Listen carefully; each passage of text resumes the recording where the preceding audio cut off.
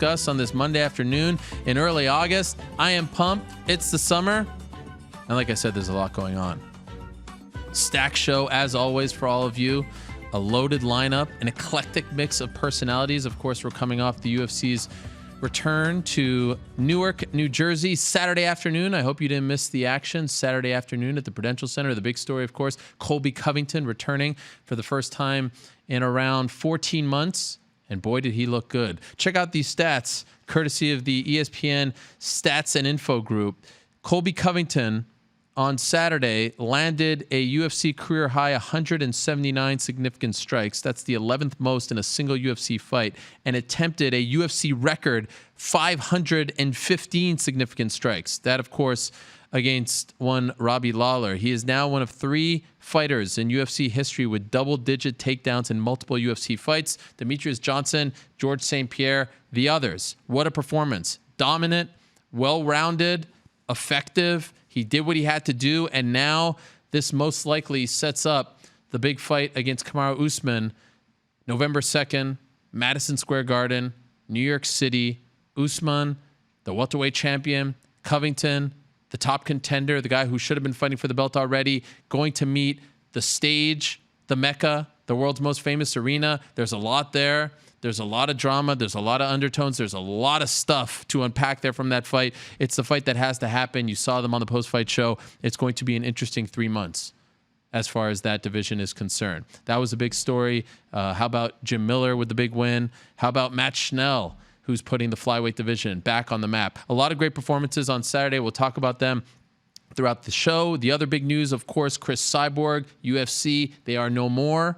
Friday afternoon in the classic Friday afternoon news dump. Ooh, I like this. This is gold. I like it. It's a good look. Are we going like by story? We'll change the color. I like that. Now we got another way. I didn't change my story yet. I was still on Cyborg. Cyborg is no longer in the UFC. Dana White announced that he's done with her, that they're not going to extend her a new deal, that they're out of the Chris Cyborg business.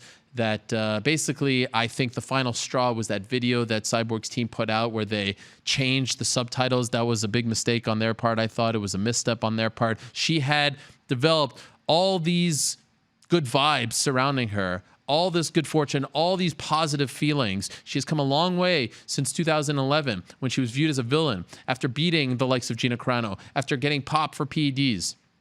Everyone was on her side this time last week.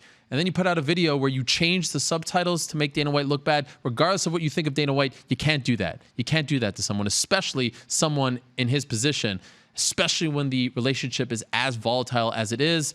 And I don't think that killed the relationship. I just think it was sort of the final straw, if you will. So now her market value probably takes a bit of a hit. We'll see what Bellator brings to the table. We'll see what the PFL brings to the table.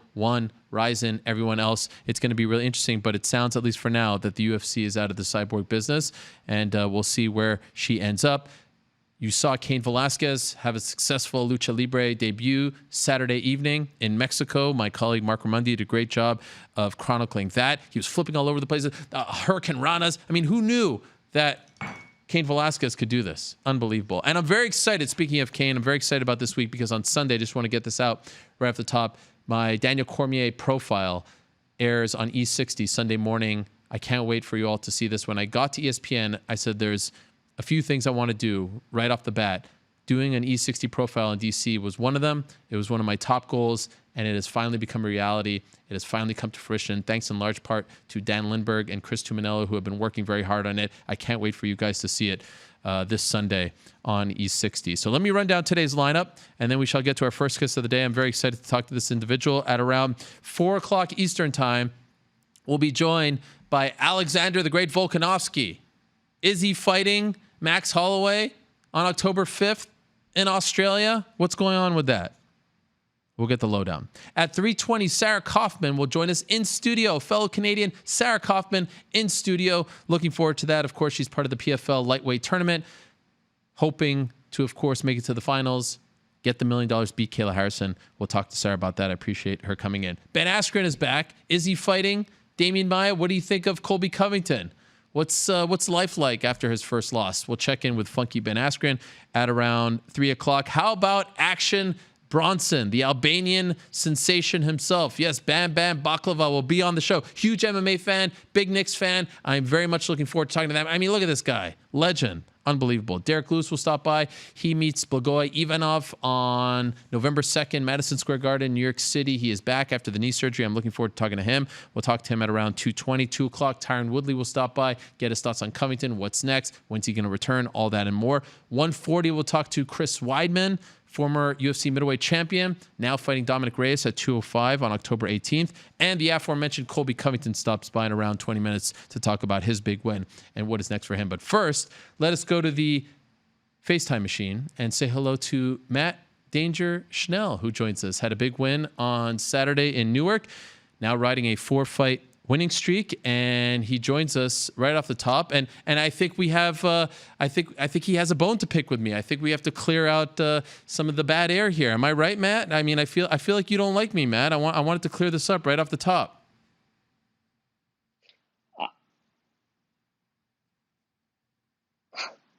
Are you there? I'm not hearing the audio. You don't hear me, Matt?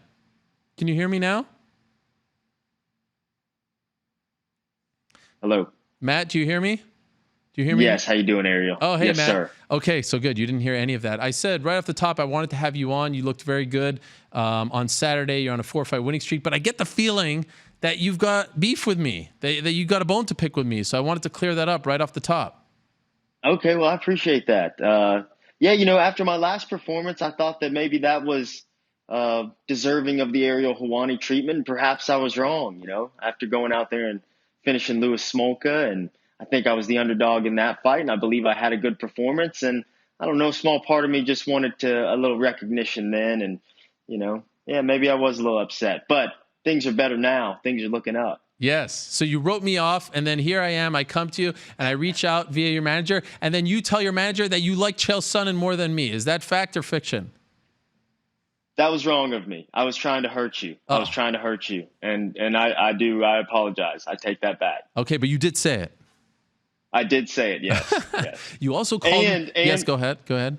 I saw your message come through on Instagram, and I was sitting there with my wife, and we kind of had a little chat, and I was gonna respond, but it was like 44 seconds since you had sent the message, so I decided that looked a little desperate. So I figured let you sweat a little bit. Well, till this moment, you have not responded to me, and I thought I saw the scene, and I was like, wow, the feelings are really hard here. I mean, this guy really doesn't like me. You called me out for not having you on the show, even though like 6 years ago I had you on the show, right? You remember that?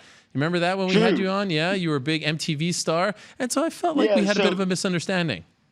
So being on MTV is good enough to get me on the Ariel Helwani show, but finishing guys in the UFC, that's just not quite, doesn't quite cut it. This was MTV in its heyday. Let's not forget like TRL and all that stuff, the Real World. Sure, you know what I mean? We're not talking 2019 MTV. So I was impressed by it, but I'm even more impressed with you now, Matt, because you're doing great things.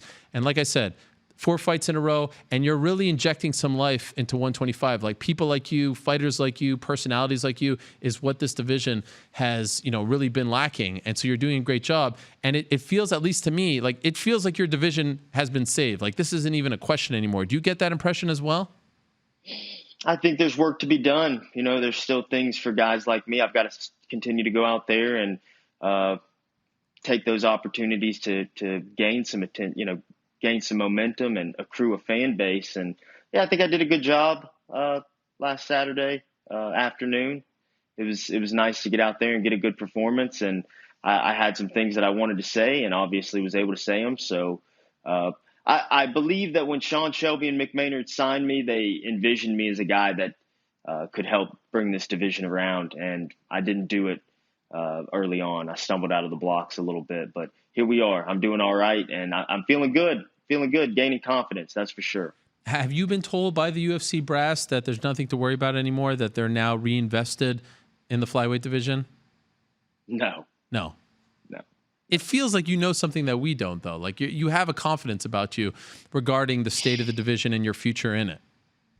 Well, I believe that regardless of what happens with the division, I have a place in the UFC. I can compete anywhere. And I want there to be a flyweight division. I'll continue to fight for this division and put it on my back if I must. I would actually really enjoy that. But I'm a UFC fighter regardless. And whether it's 35 or 25, I can compete in the UFC. Yeah, and it's important to know your last fight was at 135 when you submitted Louis Smolka, so clearly you can hang in that weight class as well. Would it be fair to say, though, you feel more comfortable at 125? It's hard to say. I think I have certain advantages at bantamweight, and bantamweight's a deeper division, so there's more good matchups by my estimation. But yeah, I believe that at flyweight I have a size advantage. I'm fast. And I've been doing this for a long time, and I think I'm starting to figure things out, how to make the weight effectively, put the weight back on the next day, and everything in between. So, yeah. Speaking of figuring things out, I was reading prior to the fight that, you kind of faced maybe a crossroads in your life. You had to figure things out mentally, where you were in your career, where you were in life, that maybe things were a little dark for you, a little down, and then you're now with CSA and that great team in Northern California. Could you tell us what you were dealing with and how you overcame it, or are in the process of overcoming it? Yeah, I think I was dealing with what a lot of young guys deal with, just not being confident in yourself. I openly talk about the fact that I never excelled as a young man. I don't believe that I was always necessarily encouraged. So sometimes when you start to pick up momentum and do positive things, I felt as if sometimes I would self-sabotage myself and almost bring myself off the tracks, as if I was afraid to actually do the things I always said I would. And I don't know exactly how to articulate that. It's strange. But, yeah, I had some dark days. And I think I put a lot of pressure on myself, and I let other people's expectations impact my own expectations and make mine even more lofty than they were. And I've always been a guy who expected a lot of himself and then add other people's expectations, and it can get a bit much. I was a young man when I was on Caged, and that was a lot of fame and a lot of attention for a goofball like me. So there was a hangover effect. I remember working in a bar in Lafayette. I'm cleaning puke off the toilet. 2 years before, I was on MTV. I was a star. And it just felt like a fall from grace. And I dealt with it and overcame it. And even when I got to the UFC, I still struggled with it a little bit. So, yeah. Do you feel like you have overcome that, or are you still dealing with it?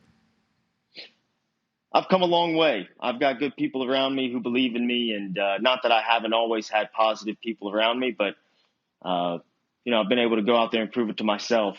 I've married my longtime wife. Well, she's my wife now. She was my longtime girlfriend, and we live together. And I think that's been a big part of my mental fortitude kind of increasing over here over the last little bit. Spending time with people who you care about is important. And for a long time, I was just a vagabond kind of drifting, and I had, me and my girl were together, but it was a long distance relationship. So it was very difficult. And, I'm just maturing with age. I'm 29 years old and getting older and putting things together and putting things into perspective. And it's gone a long way. Did you ever consider leaving the sport? Yeah, I think we all consider leaving the sport when you're on a losing streak. Of course, there was a time. I believe if the UFC would have cut me off that 0-2 performance, I don't know if I would have fought again. It's hard to say. I probably would have, but it's hard to say. But yeah, of course. And, at your lowest, like, how bad did it get?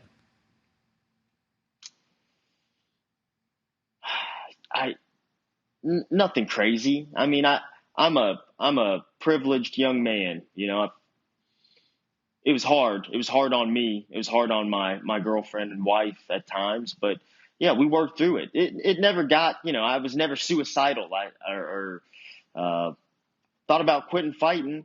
Thought about quitting fighting because I'm intelligent enough to do anything else in the world. And I had a lot of people in my life telling me that as well. And sometimes when you have options, you don't have to go out there and fist fight for it. But I'm proud that I overcame things, and I'm happy that I persevered through it.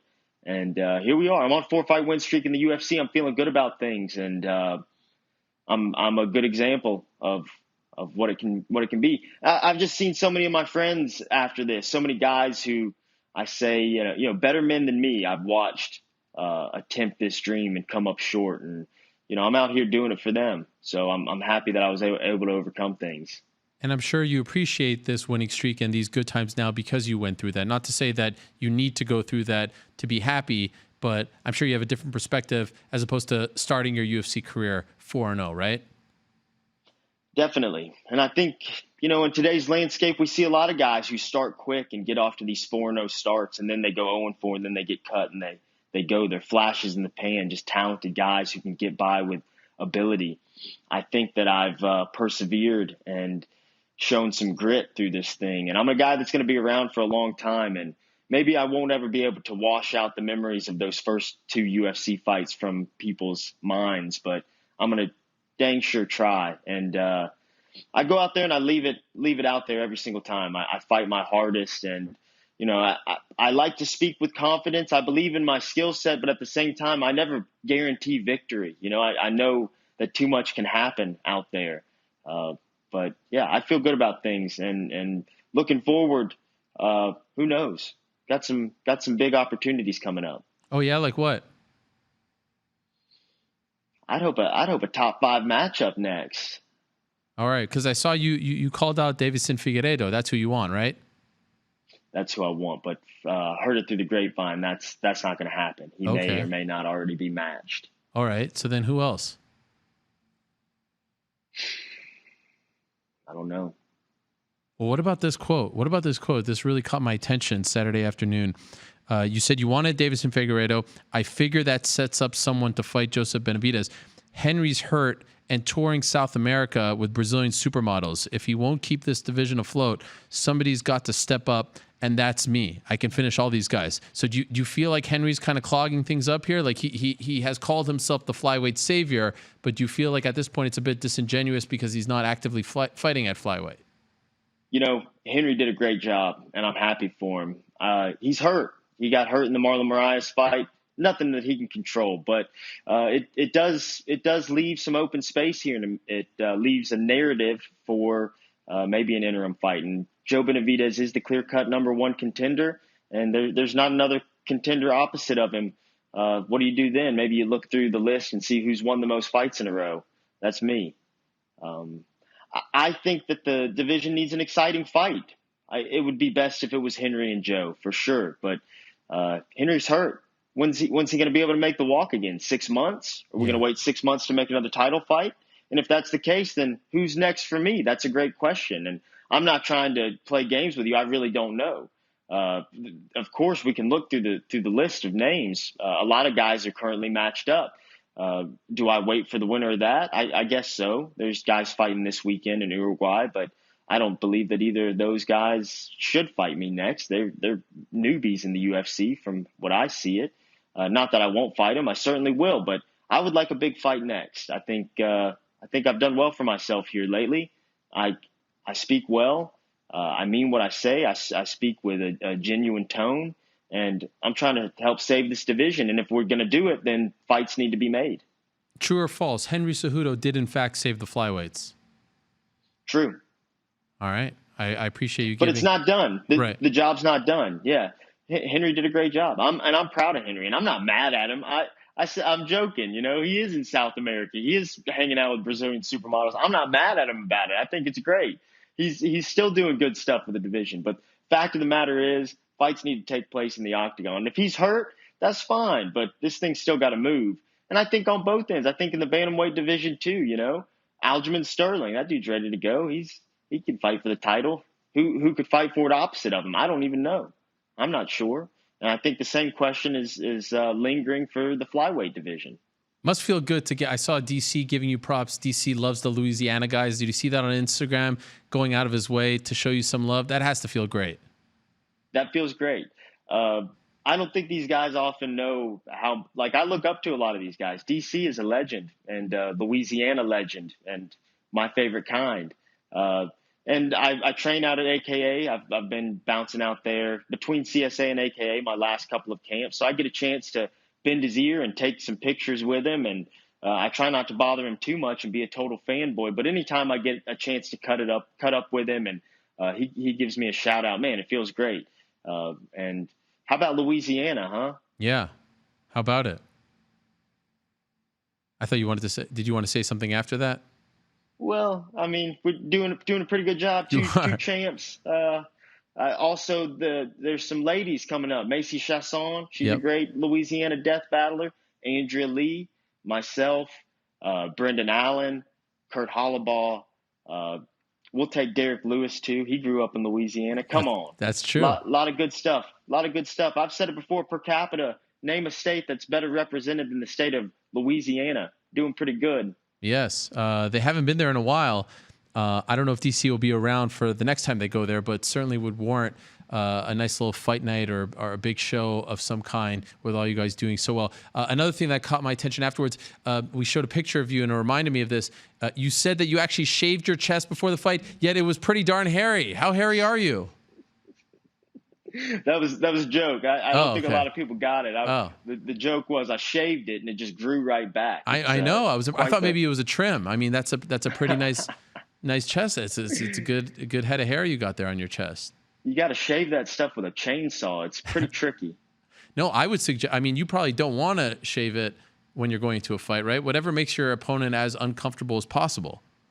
I used to shave it just because I thought it was prettier or something. I don't know. I thought that was prim and proper, but now I just rock it because I'm a hairy son of a gun. I love it. Well, you know what? It warms my heart that we reestablished this connection. You know, again, want to state that I did have you once on the show before, even though you were trying to, spew out this information or misinformation that I have never had you on the show. So I'm happy we got to do this on the new platform, even though you didn't reply to my DMs and all that. Thank you to your manager for hooking us up. And in all honesty and all sincerity, congratulations on your success. It's great to see you turn things around and keep it up. You're a great story in that division. I hope you get that big fight next. Thanks a lot, Ariel. Thanks for having me. And I never said you didn't have me. I just wanted to be had again is all. Fair enough. And we will have you again after this. I promise you that. Woo. There he is. Matt Schnell joining us on some kind of roll as of late. Like I said, he has won 4 in a row, 3 in a row at flyweight, and that's tied for second longest active winning streak in the division. Him, Joseph Benavidez, longest is 4. Henry Cejudo, he earned the second fastest submission win in UFC flyweight history, 123, and the first triangle choke victory in UFC flyweight history. That was Saturday afternoon against Jordan Espinoza. All right, let us move along now to our next guest. He was the man of the show, the man of the hour. He stole all the headlines going into Saturday, stole all of them going out. He's the number 1 contender once again at 170 pounds. He is arguably the most hated man in mixed martial arts. There he is. The one and only Colby Chaos Covington. Colby, how are you? Ariel, I'm doing good. Thanks for having me back on the show. It's always a pleasure to talk to the journalist of the year, the journalist, the greatest journalist of all time. You're a real mensch, Ariel. I love how you always call it right down the middle like it is. Well, thank you, Colby. I appreciate it. Where are you right now? You're not, in your usual spot at ATT. Yeah, I'm still in this dump in Newark, New Jersey. We had to have some fun in Manhattan and with these Northeast tags, and it's back to South Florida on my private jet tonight. Okay. All right. So a little victory tour.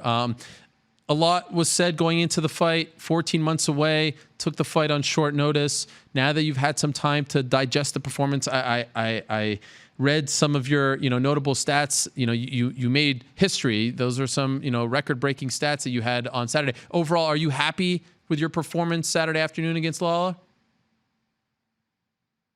Yeah, I'm very happy, for given what I had to deal with this camp, not being able to have a camp, I had the eyelid cut open with the headbutt the first day of camp and then having to work around that. And really all I could do all camp was just run. So having to deal with that type of stuff is a big hurdle to get over and a big obstacle. And I didn't even know if I was going to fight. I went to a plastic surgeon. He was like, if you fight, you're risking losing your eyelid if you get punched in that spot the right way. So, I didn't care. No camp, no eyelid. It didn't matter. I was coming out. I promised the UFC. I promised the ESPN I was going to put out a show. But more importantly, I promised the First family I was going to be there and I was going to do what we do best, and that's win. So I wasn't going to let the First family down. I was going to do whatever it took to get the job done in front of the First family on Saturday night. Yeah, you shared those photos with me from the moment that you injured your eye, you had the cut.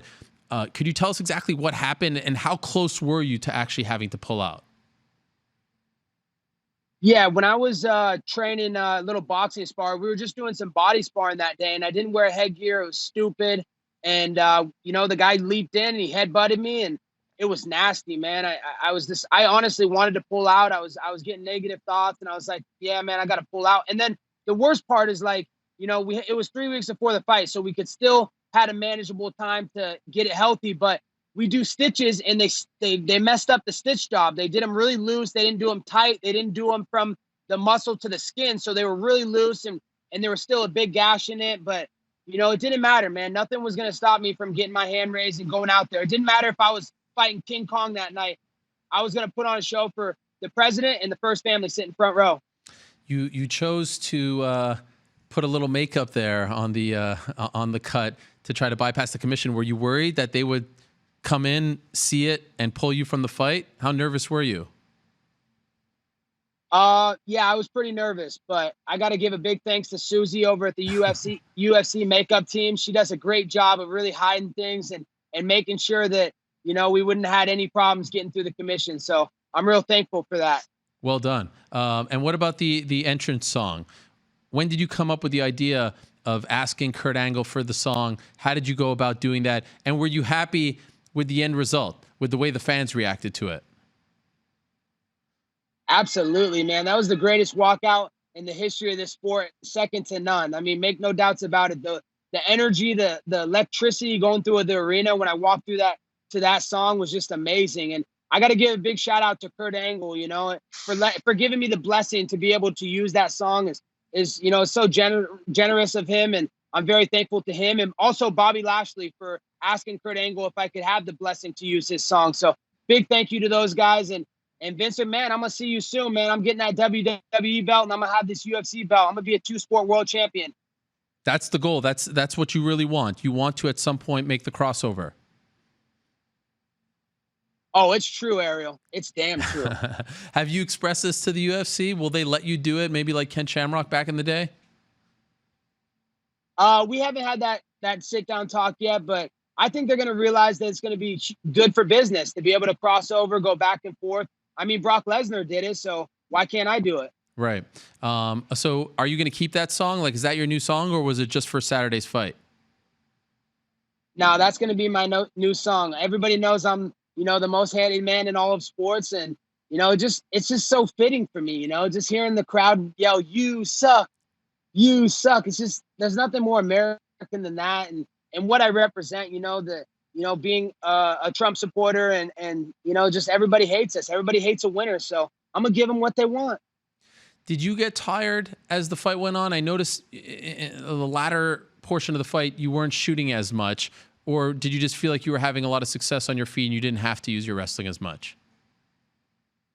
No, I didn't get tired at all, Eric. We don't get tired. I told you I got great cardio from the bedroom, and, I'm constantly just, leveling up that level of cardio. So, I could have went 5 more rounds if need be, but I wanted to really set an example to all the people out there that think I'm just a wrestler. They don't realize that I'm working Muay Thai, I'm working boxing at the greatest gym in the world, American Top Team. So I'm continuously getting better every single day, like I tell you guys, and ring rust is not a factor for me. I continue to up the bar and get better every single day I step in that gym. So you haven't seen the best of Colby Covington. That was Colby 1.5. Wait till you see Colby 2.0. No one has a chance. And Marty Fake Newsman, he's going to find out the hard way. Is the issue between you and Robbie over now?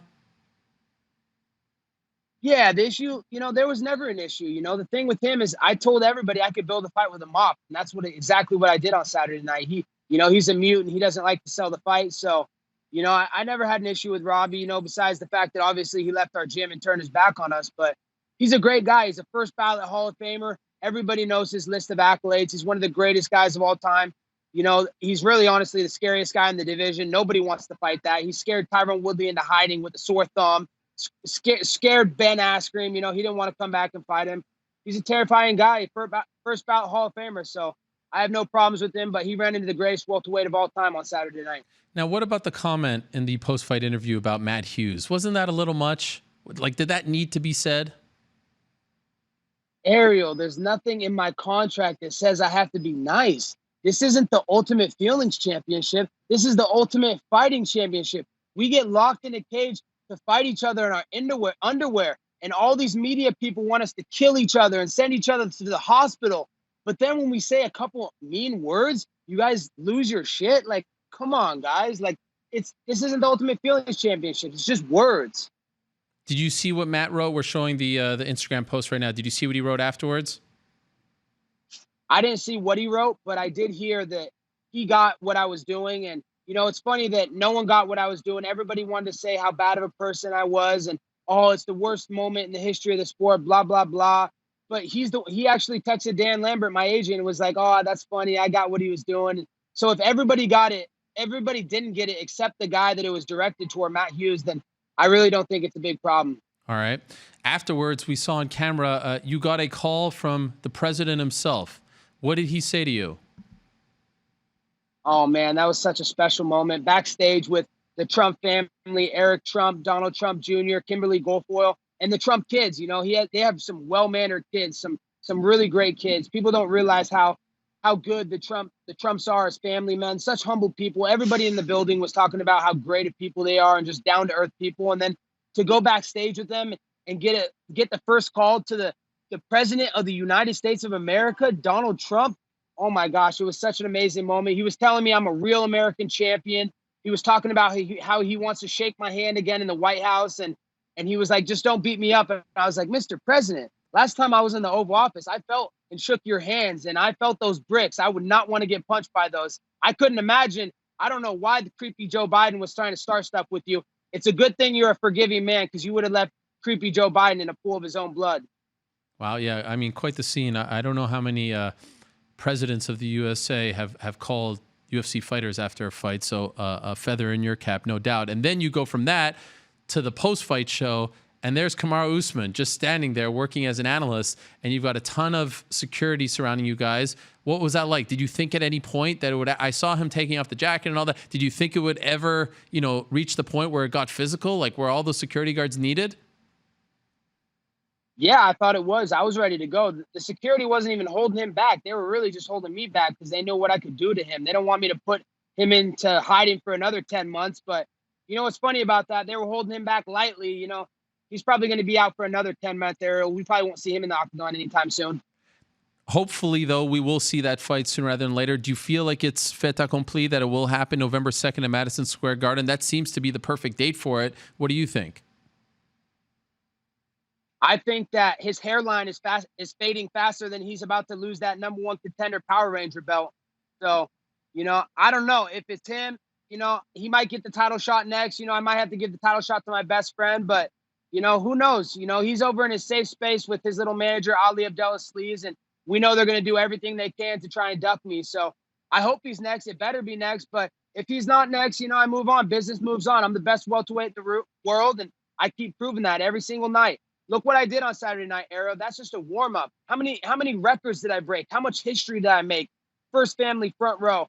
Talking to the president of the United States right after the fight. Getting a tweet from the president of the United States before the fight.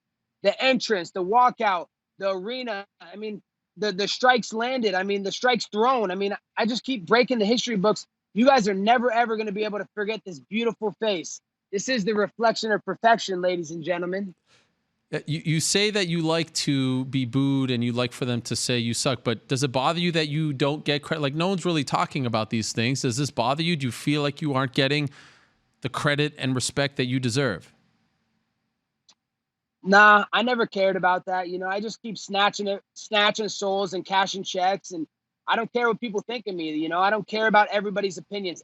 We know, Ariel, that everybody's entitled to their own opinion in this world. It's a free world to say and think what you want. So it is what it is. I really just feel bad for Robbie Lawler. He's a first ballot Hall of Famer, and everybody built him up like he was a hero before the fight, and he's this monster, and he's going to knock me out first round and this and that. But after the fight, these fickle fans, these fickle media, these two-faced media just completely turn their back on him, act like he threw the fight, act like he's a piece of crap, he's worthless, this and that. It's the same fate RDA had to go through. It's the same fate Damian Maia had to go through.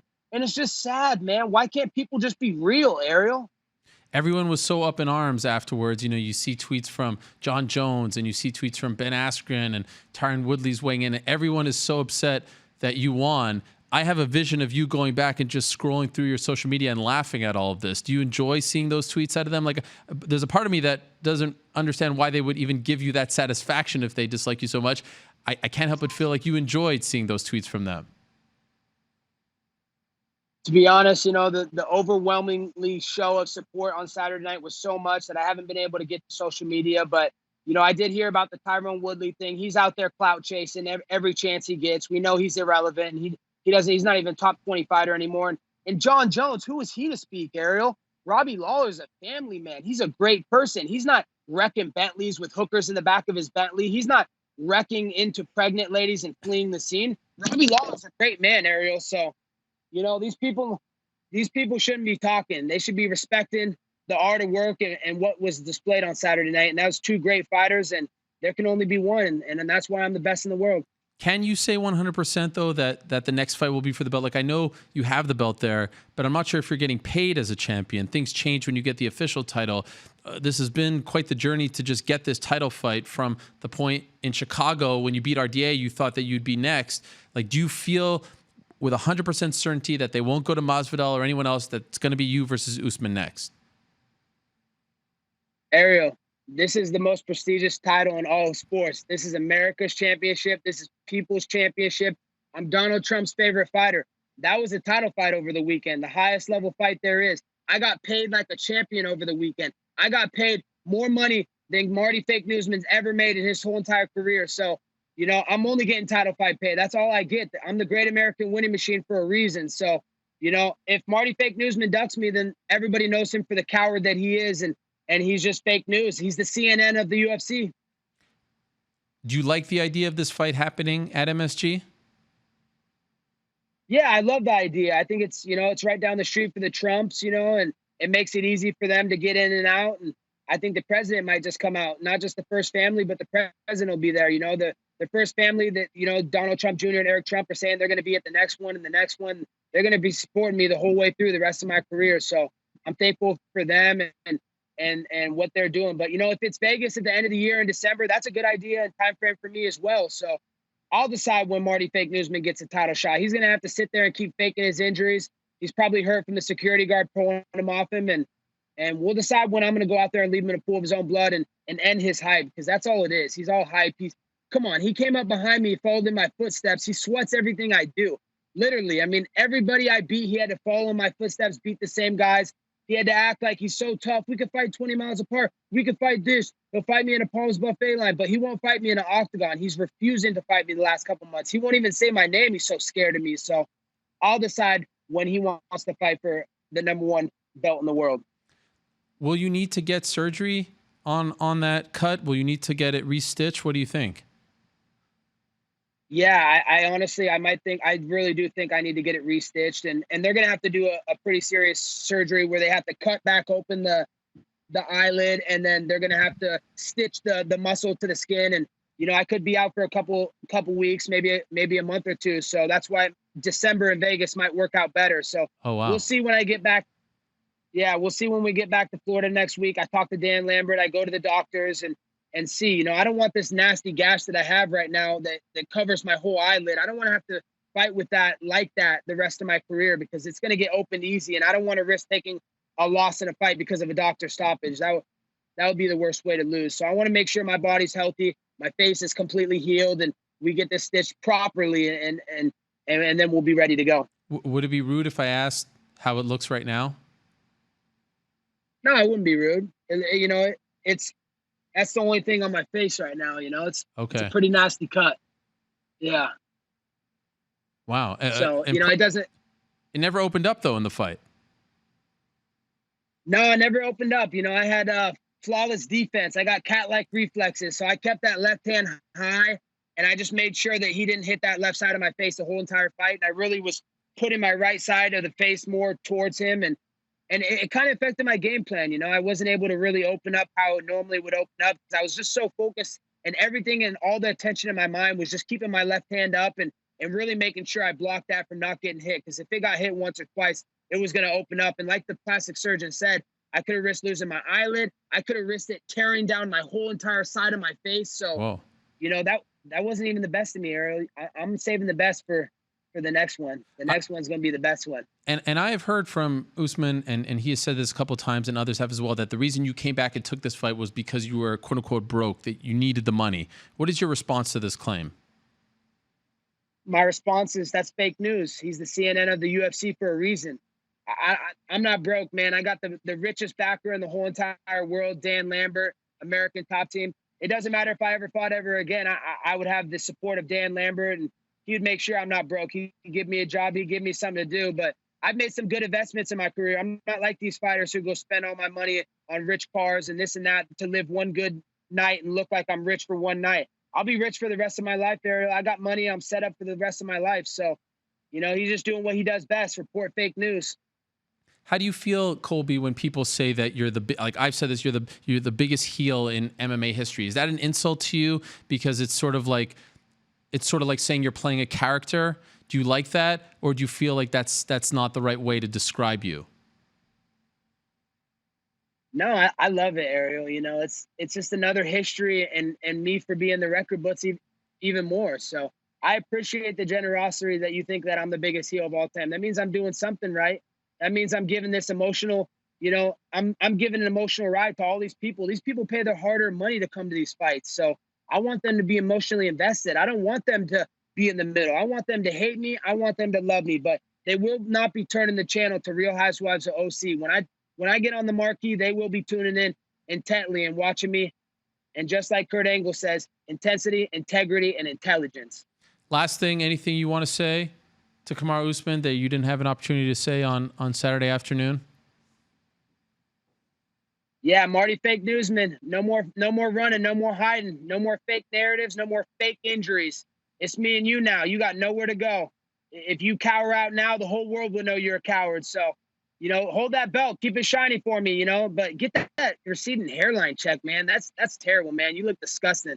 There's definitely a reason why you're the ugliest and most just fake news dude in the sport. And I'm going to end you soon. So get ready, buddy. Colby, thank you. Congratulations and safe travels home. Appreciate you coming on this afternoon. Thanks a lot, Ariel. I appreciate you and never being biased and being a real journalist. I mean, you're a real journalist. All these other fake journalists that don't even have journalism degrees, they're a joke. So it was a pleasure to talk to the greatest journalist of all time today. Thank you, Ariel. Thank you, Colby. I appreciate that. Thank you. All the best to you. There he is, Colby Covington, with the title, as you see right over there. The fight isn't done yet. It seems like November 2nd would make a lot of sense. Madison Square Garden. That would be a big fight. That's a venue that I think would be perfect for this fight. And so we'll see if they get it done. But this was sort of the reintroduction of Colby Covington after the 14-month layoff.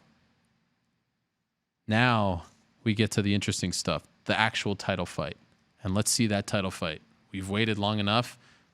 Let's see if he has his day of reckoning, or let's see if everything that he has said about the previous champion, Tyron Woodley, the current champion, Kamaru Usman, actually comes to fruition, and he does, in fact, prove that he is the best welterweight in the world. Should I go to the ad here, or should I stand? Yeah, let's do an ad read. All right, let's do a quick ad read here as we get set for Mr. Chris Weidman, who might be, is he tardy? What, is he getting big time on us? What's going on with Chris? All right, here's the lineup. Here's the results, some of the notable results from the main card Saturday afternoon. But let me tell you, as you soak that in, about my good friends over at Lightstream. Credit card bills, every month, you get them. With multiple payments and multiple due dates, wouldn't it be easier to just have one payment at a lower rate? You can with a credit card consolidation loan from my friends over at Lightstream. Get a rate as low as 5.95% APR with autopay, lower than average credit card interest rate of over 19% APR. Plus, the rate is fixed, so it will never go up over the life of the loan. The online application is so easy, you can apply right from your phone. Just for my listeners right now, apply now to get a special interest rate discount. The only way to get this discount is to go to lightstream.com/Ariel. That's STREAM.com/Ariel. That's me. Subject to credit approval. Rate includes a 0.50% auto pay discount. Terms and conditions apply, and offers are subject to change without notice. Visit lightstream.com/Ariel for more information. Support them because they support us, our good friends over at Lightstream. All right, in a matter of moments, we're going to be joined by the former UFC middleweight champion, the one and only Chris Weidman. He returns to action on October 18th as a light heavyweight in the 205-pound division. He's going up against Dominic Reyes in a very important fight in Boston, Massachusetts. That's a main event. And I wouldn't be surprised if the winner of that fight is next in line for a title shot. We don't know who John Jones will fight next. We did find out earlier today via Brett Okamoto of ESPN that Johnny Walker and Corey Anderson, as we discussed last week on Ariel and the Bad Guy, will fight on November 2nd, Madison Square Garden. It seemed as though the UFC was not interested in giving Corey Anderson the title fight after he had been campaigning for quite some time, even went to a John Jones autograph signing in New Jersey, tried to drum up a little interest. Seemed for a moment like it might work, but Dana White saying at the post-fight press conference in Edmonton that he had turned down too many fights and he wasn't interested in making that particular fight. So they're giving him Johnny Walker, which is very interesting. And it seems like maybe there's a four-horse race now with Walker, Anderson, Weidman, Reyes. But who is John Jones going to fight? Is he going to fight Jan Blachowicz? Is he going to fight DC, regardless of what happens August 17th? We shall find out. But for now, let us say hello to the very tardy Chris Weidman. I mean, really, what's happened? Chris? What's up, man? I'm sorry, I'm working out. I got to get ready for these big guys. I'm sorry. Lots working out. I apologize for for interrupting your day. I only texted you like a million times about this to remind you, but nevertheless, it's great to have you on the show. Great to have you as well. Thank you for having me. So, okay, it's my show now. Yes, that's fine. That's fine. You look great. You're nice and sweaty. This is great. Okay, so we have a lot to discuss, Chris. You're fighting at 205. You announced it on my radio show in Chicago. Impromptu drop in there. It was great. But for those that don't know, ultimately, why did you decide to make this call? Make this call? Yeah. I mean, make the call to move up to 205. Not make the call to me like today on the show. Okay, gotcha. My body started kind of falling apart. My weight was heavy. My last cut was definitely a little tough when I fought Jacare in November. And I was just like, you know what? Why not? I'm all about just trying to keep my body healthy. And I think cutting the weight, I was replenishing my body of the nutrients it needed to stay healthy. And I just think staying at my natural weight, I'm going to feel way better.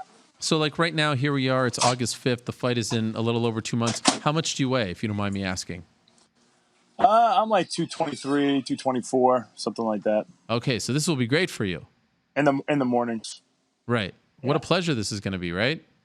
Yeah, I'm excited. I'm excited about not focusing on my weight, for the majority of the camp and just enjoying the sport and working on my techniques. I see the scar right on your neck over there. How's it feeling? Yeah, no issues at all. I think, what am I out? I don't know. I'm about 15, 16 weeks out from that surgery. And I feel great. I mean, I felt 100% ready to go about 2-3 weeks afterwards. They did an artificial disc replacement where they basically just take out the herniation and then put this little disc in there, and it kind of just fits in perfectly. There's no fusion. And so I have full range of motion, no issues with nerve damage or anything like that. So I'm good to go. And no limitations right now? Like mentally, you don't feel uneasy about it? Nothing? You don't even think about it? Yeah, no, zero. Like, jiu-jitsu, wrestling, whatever it is, whether guys are pulling on my neck, whether I'm hitting takedowns and I'm in chokes, whatever the situation may be, not even a thought that goes through my mind about the worry of something happening. How did you feel when they offered you Dominic Reyes? Was this a fight that you wanted? Was it on your radar, or were you surprised by it? I didn't really have any name in mind for 205. I just wanted to go up and earn my keep at 205. And when they mentioned a guy like Dominic Reyes, it's definitely not an easy fight. It's a tough dude. He's ranked 4th. There's a lot of, I win this fight. It's really good for me. A good way to start at 205. And I'm excited about it. there was a bit of a back and forth between you two a couple of weeks ago. What's going on? Do you feel like he's disrespecting you? Do you feel like he doesn't have the proper respect for what you've done? What was that all about? No, I don't need him to have any respect for me. This is a fight. I'm expecting he's going to come out there and do everything he possibly can to take me out, and I wouldn't want anything different. So I'm not expecting any respect. He just said he was going to take my head off, and so when someone says they're going to take my head off, I got a little bit of a problem with that. Okay, but you weren't like offended by it or bothered by it. No, definitely not. This is the fight game, right? So I'm coming for his head too. Oh, and there we have the receipts right over here. We have the tweets back and forth. I thought it was good. I liked the fire. I was like, all right, Chris Weidman's back. I like this. Let's go, Dom Reyes. This is good. Now, how do you feel about main event? Do you like the fact that you're coming back after the long layoff for a 25-minute fight? To be honest, training for 5 rounds is much harder than actually just fighting for 5 rounds. I don't mind fighting a fight for 5 rounds, but when you have to train double as much during training camp, that's just annoying. Right. But I feel like it's in my advantage to fight 5-round fights. I feel like my cardio gets better over time, and I don't think he really has experience with 5-round fights, and I have experience with that. So I think it's going to be something that is going to benefit me. My goal is to, just to take these guys, these big boys, and bring them into some deep water and drown them, and that's it. So I guess the longer the fight goes, it's working into my strategy. Have you watched a lot of his fights? Like, obviously you were fighting in a different weight class for a while, but do you feel like right now you're familiar with him? And if so, are you impressed with what he's done thus far? Yeah, it's impressive. He's 11-0. He's done some great things in a lot of the fights. I mean, there's definitely some holes and some learning experiences he's had and we've watched, but he's a big, strong, athletic kid, southpaw, throws pretty heavy left hands and left kicks. He's been taken down before. I seen in his last fight with Ozdemir. I see the picture right there. He was taken down a few times in there, did a good job. He kind of gives up his back and gets up to his feet. But he's never faced a guy like me before with my wrestling and pressure. So I'm excited. I'm excited for this challenge. I've never had a real easy fight in my career. And I love challenges, and I'm excited about this challenge. He's definitely gonna be a fun puzzle to figure out, and should be good. How about the fact that the odds makers have you listed as an underdog right now going into the fight? What's up with that? I haven't seen the odds yet. I have no idea what they are, but I can understand that. It's my first time going up a weight class. I'm coming off a knockout loss. So people always have question marks, and that'll probably bring down the odds a little bit. But I'm going to prove everybody wrong, and that excites me. I love being the underdog. Okay, so fair enough. And so do you agree with I don't know if you heard me talking before you came on, but I was saying it feels like there's a bit of like a 4-horse race right now at 205 as far as who Jon Jones could fight next after this next one. Like, he wants to fight December 14th, but then there's you. There's obviously Dominic Reyes. They just booked Corey Anderson versus Johnny Walker. Do you feel like if you win impressively, you'll only have to win once, and then you'll get Jon Jones? It could be. I mean, obviously I have different goals now at 205, and to fight Jon Jones is one of them, and to win the belt is one of them. But I got Dominic Reyes to focus on. I feel like the rest will take care of itself. I'm not in a rush. I feel healthy. I feel strong, and I got a tough opponent ahead of me. Where if I go out there and do what I believe I could do, it's gonna speak for itself. And so if I have to fight a couple more after that, that's fine too. We'll see what happens. But I'm ready for anybody. Do you feel like that was part of the problem in the past, that maybe you were in a rush to try to get back and didn't want to take your time, and maybe that stunted your growth? I feel like I was always in a rush, to whether like from the get go. I know just your career goes fast, and I was always just in a rush to fight the best guys and bring myself up the rankings as quick as possible. And I think that's why I had the title, at 9-0. But then when you when you have a loss, you do have to kind of sit back and assess things and take your time a little bit more and not be in such a rush. So I think I did that. I think I'm in a better place when I'm just kind of taking one fight at a time, not just so focused on getting my belt back. That was everything, and I wasn't so focused I was obviously focused on the fights in front of me, but obviously a little bit of the focus went away when you're thinking about, that all you're thinking about is the belt. So I'm kind of taking that out of my mind right now and focusing one guy at a time. I couldn't help but notice that this fight is happening like 2 weeks prior to the MSG return, and that's always been a big thing for you. But are you kind of done with fighting in New York for now? Yeah, I'm gonna give New York a rest for this fall, and maybe next fall. Okay. But I just, if the audience doesn't remember, the flying knee from Yo Romero and then the punch from Jacare, I was winning the third round, winning up until the third round. Then I got crushed with a monster blow, lost in front of my home, at home in front of my people. And I'm just like, you know what? Let me just give Madison Square Garden a break. The UFC actually didn't reach out. They weren't saying to me, we want you to fight at MSG. I'm sure they would have liked it, but I was kind of looking forward to getting out of New York for one.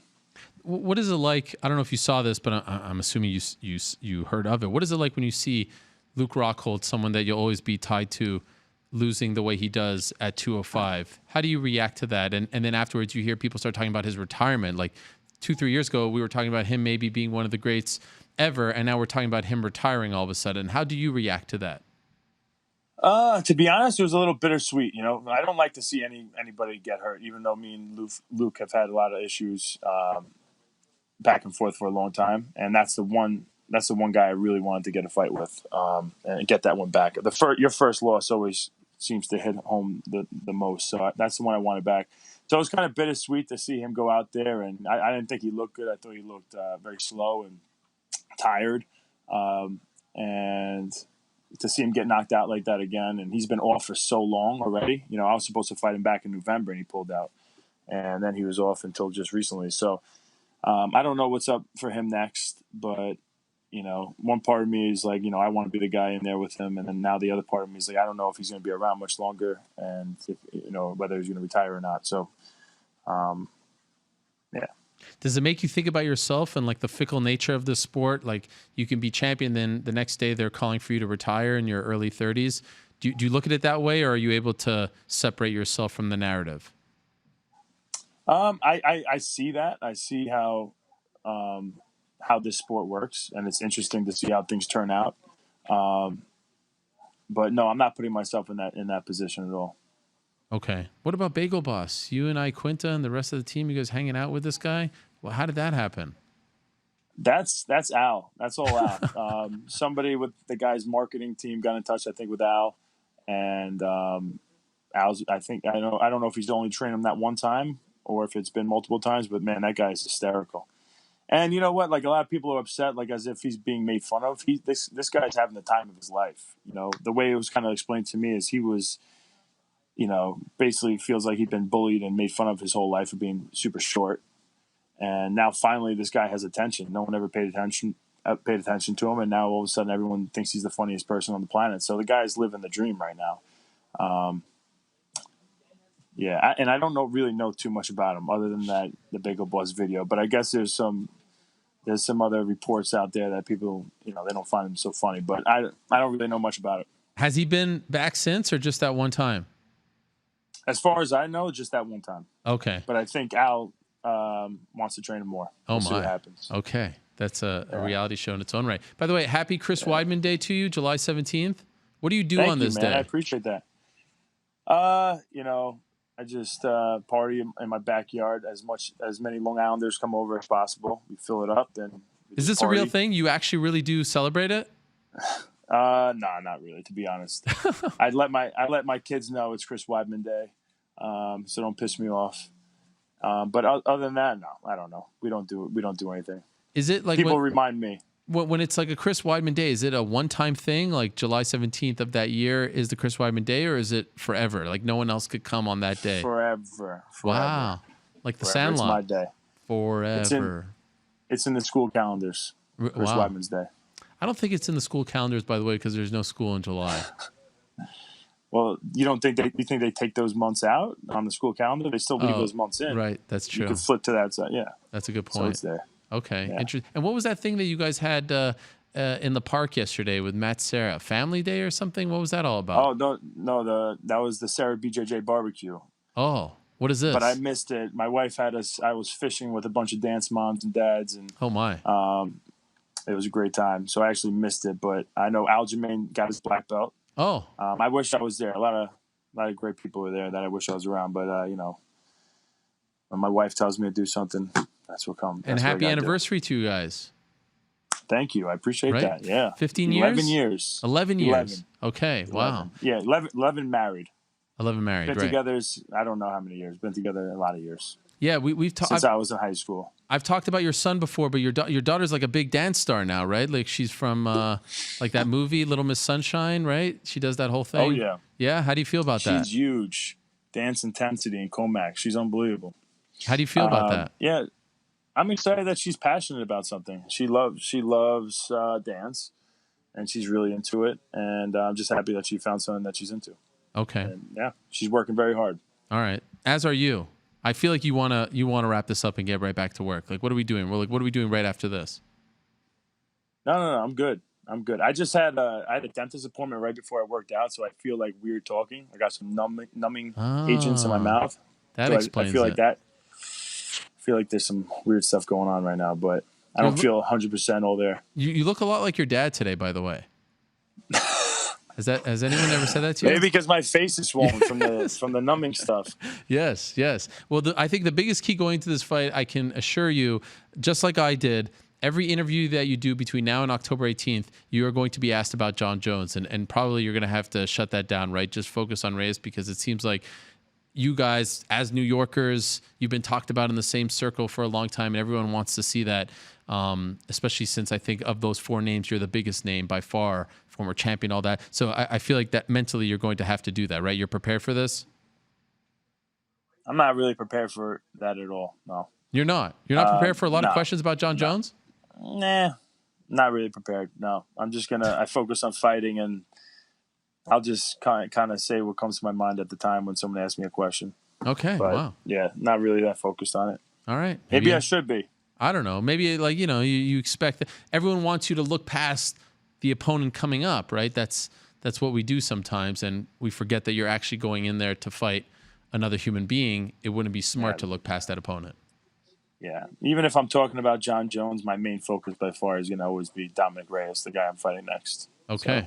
All right. Amen to that. Well, good to see you in good spirits, Chris. Very happy for you, and I'm looking forward to it. October 18th. New Yorkers, historically, they do well in Boston, so this could be, Yankees, Red Sox, all that and more. So let's go. Let's go. Let's do go. it. It's going to be an awesome night. October 18th. It also happens to be my wife's birthday. Oh, my gosh. So I really have to make it work for her. So, all right. Yeah, she's not happy about that. Well, you could celebrate later on that night. Yeah, that's true. Okay. Good luck in training. We'll talk to you soon. Thanks for doing this. All right. Take care. Peace. All right. There he is, Chris Weidman. October 18th, Dominic Reyes makes his light heavyweight debut. Believe it or not, I've been saying that I wanted to see Weidman fight at 205 for quite some time, since probably post Romero. And that's around 2 years ago. So I'm curious to see how he looks. I remember he allowed us to shadow him as he was cutting weight for the Gegard Mousasi fight in Buffalo, and that was a breeze. Like, that was a super easy weight cut for him.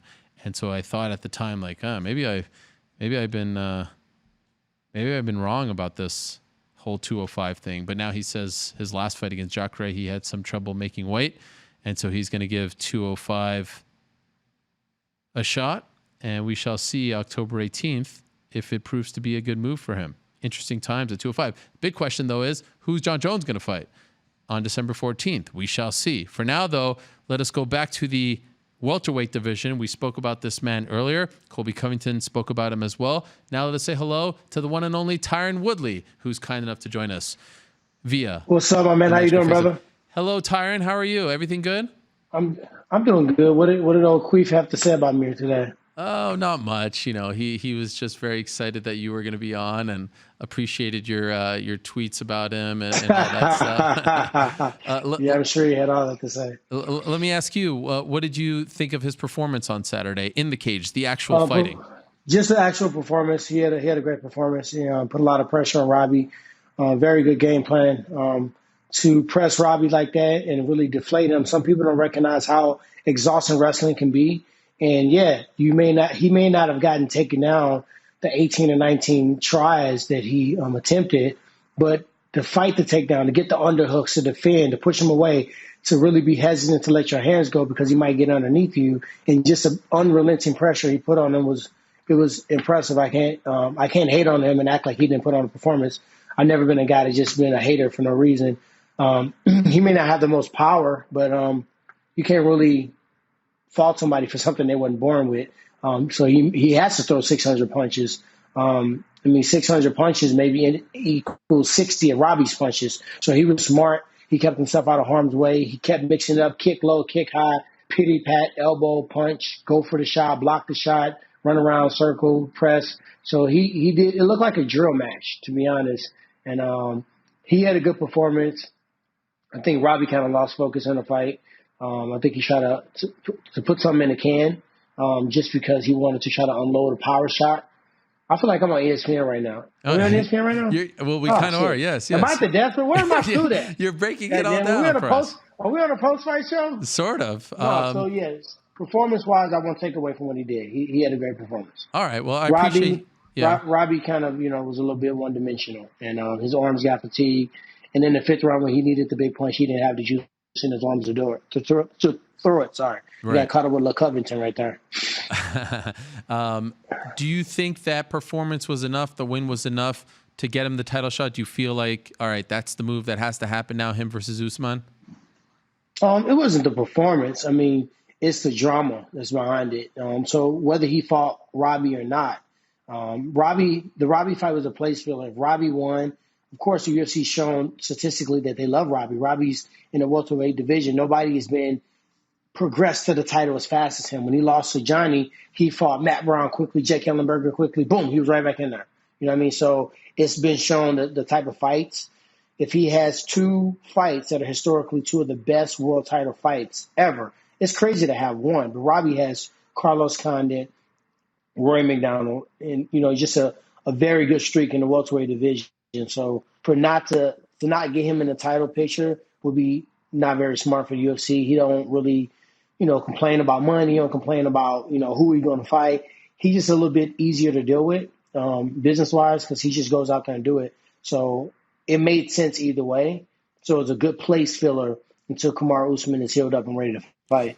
So when you see all this and you see Colby saying what he does, like, is there a part of you that's like, man, I put in the time with this one. I had to listen to this guy. My time. That should be my time is my time. My time is my time. Nobody can have my time. Nobody can have my reign. And what God has for them is for them. So I can't look at his victory Saturday and be like, oh, this should be me. I did text Dan and say I want to beat his ass because I do. But that doesn't mean I'm taking away from Colby's performance. Am I taking away from Usman's performance? But at the end of the day, when I look at my path, I got to be very specific on my path. Because what can happen is you can start looking at other people's path and you can start comparing your path. And that's a very, very dangerous road to go down. So I know that me being a champion, getting my belt back, getting back on top of the division, people were complaining sometimes when I was champion, but now look what y'all ass dealing with. You got some terrible, whack-ass trash talk, and you got Usman just not really quick with it. So, when he gets hit with the trash talk, his reply back makes it even worse. So it's like, he almost got drug into, you see somebody fight and they fight a lesser opponent and then they fight to that level. That's what happens when these two start talking trash. So I'm looking at, dude, it's kind of embarrassing for our division, Oh, wow. So you think it's cringeworthy stuff? Cringeworthy is not even a word. It's scripted, but you can't remember. If you're going to script, Colby, this is for you, brother. I ain't going to give you many words of wisdom. But if you and John Hartnett are going to keep scripting this bullshit, get in the mirror. I know it's hard for you to read, but get in the mirror and try. And go line by line, practice it with different emotion, one loud, one quiet. Give a pause for people can applaud or boo, and then keep going. Practice it. Don't get up there and Madison Square and then saying stupid stuff like you never knock nobody out. I'm like, why would you draw attention to you? You've never knocked nobody out. Usman hasn't knocked many people out, but he's at least knocked out one person. So it was definitely cringeworthy. And we don't need it. Think about this. I've been blessed enough as a fighter to really look ahead of the curve and really put myself in a position where I have survived 3 waves of welterweights. When I came up, it was the Johnny Hendricks, Ellenbergers, Kampmans, Carlos Condons, George St Pierre's. Then it was a Johnny Hendricks, Carlos Condons, Robbie Lawler's, Brandon Thatcher's, Wonder Boys. Then it was me. Then it was Wonder Boy. Then it was Till. Now it's another wave. Now you got Leon in there. Now you got Masvidal in there. Now you got some other guys, Usman and Colby in there. But they don't need to do this. If you want to talk shit, make it good. Make it like Conor. Make it like Chael. But if you're doing it and you look terrible, you sound terrible, you don't remember it, your hat, at least get a new hat each time. Your suit game is garbage. You're making us look dumb. Like, if you look at a Grand Prix right now, me versus RDA or Robbie or whoever they want to put me against, you got Leon who can fight Masvidal. You got Usman who can fight Kobe. You got Ponzinibbio who can fight Till. You got Wonder Boy who can fight this person. You got Pettis and Nate Diaz fighting. It's the best time ever in the welterweight division as far as talent, exciting fights, and drama. Leave the BS to the side, bro. You're making our division bad. You're not making it great. So that brings up my next question. Where do you fit into all of this? If Colby is next for Usman, Diaz, Pettis, Edwards, Masvidal appear to be on a collision course. Maybe they don't make that fight, but it seems to be the fight to make. Is it Ponzinibbio? Is it someone else? Who do you have in mind? For me, it would have to be the winner of Usman, Colby, or RDA Lawler, just because I'm an OG, man. I'm trying to fight former champions. RDA was a vehicle for Usman as well as Colby to get in interim and actual championship fights. RDA, after he came up sharp, but he's still a force to be reckoned with. We saw his performance against Kevin Lee. You can't count him out. And styles make fight. He's always had a difficult time with that style. He had a difficult time with that style against, very dynamic fighters, guys that can wrestle, guys that can stop a shot, guys that can get on top of him. So that doesn't mean that he's out. Robbie Lawler, had Robbie won this fight, he would have punched his ticket at 11 ranked, 500 in his last couple fights. He would have punched his ticket to a championship fight. So I don't see anything different with me. And to be honest, I really don't think I have to fight in between. I think that the authentic drama and beef with me and Colby prevail. And it may be a situation where the decks start getting shuffled. This fight happened. Maybe the fight don't happen. We don't know. Maybe somebody piss hot. Maybe somebody get injured. So I'm just going to be prepared. I'm in Vegas right now. I just landed, so I might as well hit Dana and hunt her up and grab some food and see what's next for me. But I haven't thought about that until you just said it. Okay. How's your hand feeling? Hand's feeling better. I'm going to Heather in a minute. Heather a beast, by the way. And I don't want to knock on my homie Jesus in L.A. because he watches our show. He watches this show. And if you don't get the love, he going to beat me up. So I got great people behind me. A lot of CBD, a lot of freaking healing. I could have plugged CBDMD right there, but, I'm saving my plugs for after we get off this MMA stuff. Okay. Okay, so is it 100%? Like, could you return later this year or no? I will return later this year, for sure. Okay. Well, then you say that you should fight the winner of, Colby versus Usman. If they're going to fight in November, that would mean that you would have to fight someone else. We'll see. I mean, what I've learned is your mouth is power in the tongue. You start pairing yourself up, people get excited. Right. UFC hears it and they start matching it up. You start to say when you want to fight, then those questions start getting asked. Physically, I'll be prepared to fight this year. If it comes down to a point where it makes more sense for me to sit back and spectate and pick up the winner of this next fight, obviously that's going to make the most sense because it's all about getting to the title, getting back to the title, getting the title, winning the title, keeping the title. So at first, obviously it was like, damn, it was like a terrible moment. But right now it's like very motivating. And when I got on watching that fight, I'm like, let's go to the gym. Let's go run. I had to go for a walk. I was so annoyed. I was so annoyed by the fucking circus. And I was like, Ariel, did you really post that? What? I was surprised. Which one? The post about Kobe with his eye fucking cut before he had the fight. What's wrong with that? That's news. I mean, that ain't news. That's what we call somebody hedging their bet. If he wins a fight, he looks like a savage. If he loses a fight, he got an excuse. He was protecting his eye and didn't want to be cut. And he couldn't spar like he wanted to. He missed some great, meaningful days because of this. And he's the type of guy to make those excuses. So if you look at most fighters, ask DC how many times he went into the octagon with broken hands, torn hamstrings. Myself, I can't remember the last fight I walked into 100% ill, but we signed the contract. We walk in there. And if we choose to actually make that walk, win, lose, or draw, those injuries are kept. That's a battle. Those are battle scars. You don't. Oh man, look, I cut my eye. Look, I'm so tough that I pushed through it. Like, get out of here, dog. All right. Fighters are looking at him like, shut up. Okay, like, fair enough. That's why I didn't fight Robbie, because if I would have lost to Robbie and my hand was hurting, I would have never said I lost because of my hand. I never said I lost to Usman because of my hand, because I didn't. So I wanted to make myself that win, lose, or draw. When I walk in there, no excuses. Nothing's going to be brought up. Now, I have to ask you about this because I was with you last weekend in Edmonton. Picture gets posted of you and Masvidal, and then Dylan Dennis comes at you. What was that all about? Yeah. He was saying that you weren't a real friend. He's trying to pick a fight with you. What's that all about? You've been in a good place at good times. You know what I mean? I'm gonna drop some premiere stuff today. I haven't even announced it yet on social media, so people are gonna hear something for the first time here today. Oh, okay. But when you were doing your exercise in the cardio room, I wasn't supposed to be there. I was supposed to be at a different gym. That didn't work out. The person I was training with, literally Ubered to me. And then you walk in the room and randomly you see Tyron Woodley training with one of the greatest trainers of all time, Faraz.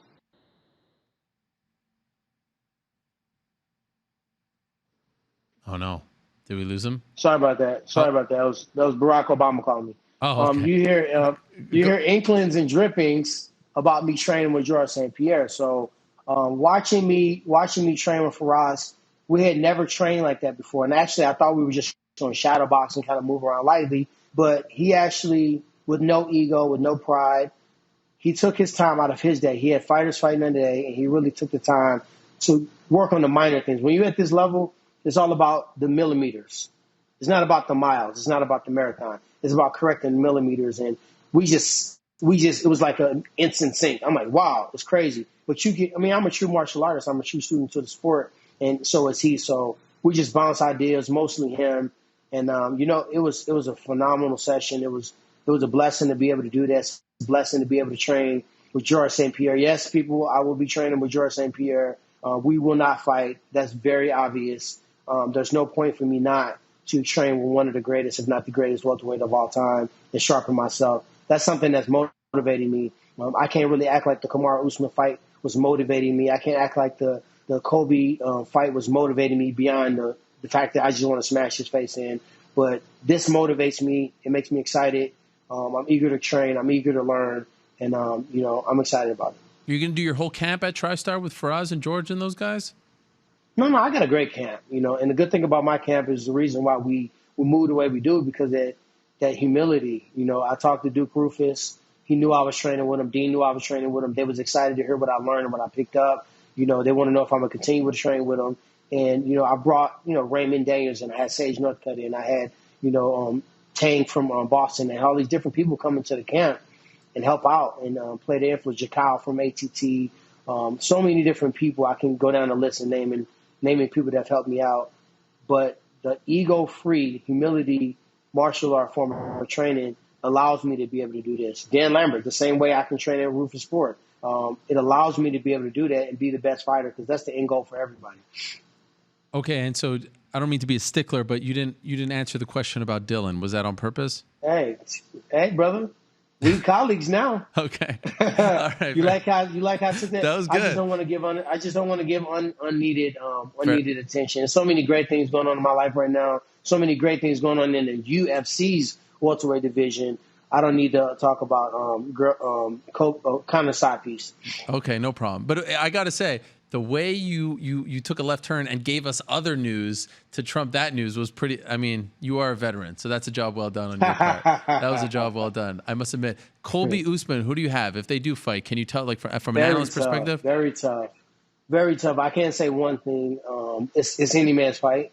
Both of them, neither one of them known for their punching power. Usman would have a little bit more power, a little bit more relaxation and flow. They both have very strong minds. I don't think anybody's going to break in this fight. I don't know exactly how Usman deals with somebody rattling him. I joked him a little bit, but I never really went after him. I never really attacked him. I never really did the antics that Colby's doing. So I'm interested to see how he responds to that. Funny thing, talked to Usman yesterday randomly. Oh, he hit me up and really? Yeah, I talked to him yesterday, and it's like wrestlers, we're weird, man, because like it's clear I want to beat your ass. I want my belt back. That's facts. Not because I don't like you, because I know I can't have a close fight. I can't fight Usman and just be a point fight. I got to beat him down. That's why I got to get my belt back. But even with him knowing that and me knowing that, we still can have a layer of respect, which is appreciated. There's really a lost art in the sport. So it doesn't pay me to do it, but I got to hats off and salute to the champ.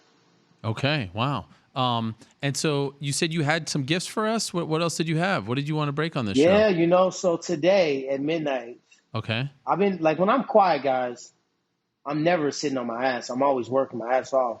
So in addition to training, getting new training partners, new people to help sharpen iron. We got a lot of original content I'm producing.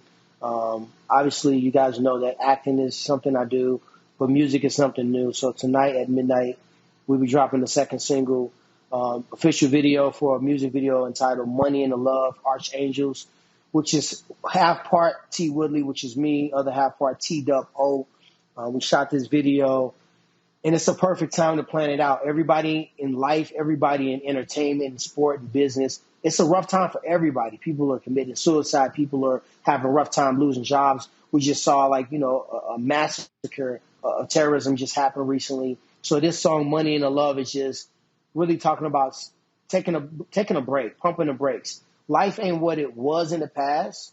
Life is not what you foresee the future being. But sometimes, I know you're guilty of this. I'm guilty of this. We're moving so fast, Ariel. We don't take a time to stop and thank God and stop and appreciate the blessings we do have. And stop and say, you know what?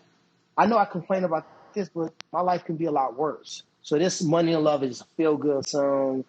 You're riding through California with the top drop, palm trees rolling. Everybody's happy. Everybody's having a good time. It's an uplifting song, and it's a good reflection of what it feels like to have that little moment of bliss. So that'll be dropping at midnight tonight.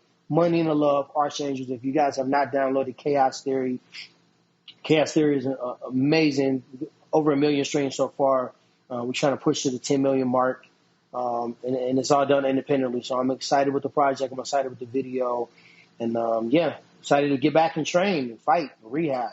I love it. Life is going up. Well, you're like a Renaissance man. Like one day I see you playing celebrity basketball, and you're traveling here, and you're shooting this, and you're dropping this. Yeah. And I don't know how you have time to. And you're working. You're doing the desk stuff and all that. Yeah. I want to see you in the booth too. I think you could do that too. Yeah. I want to see you like calling the fights. Cage side and all that. I want to do that. I want to do that.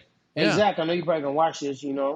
That's something that I probably would do better than actually the analyst desk, because just being able to react quickly and see what's going on, and having been trained with so many different people, so many different coaches, knowledge of so many different techniques, jiu-jitsu, wrestling, boxing, striking, strategy, IQ, fight teams. I've trained at almost all the top fight camps outside of Greg Jackson and maybe one or two others. So I would love to do some commentating. But after this video drop, I'm dropping this video at midnight.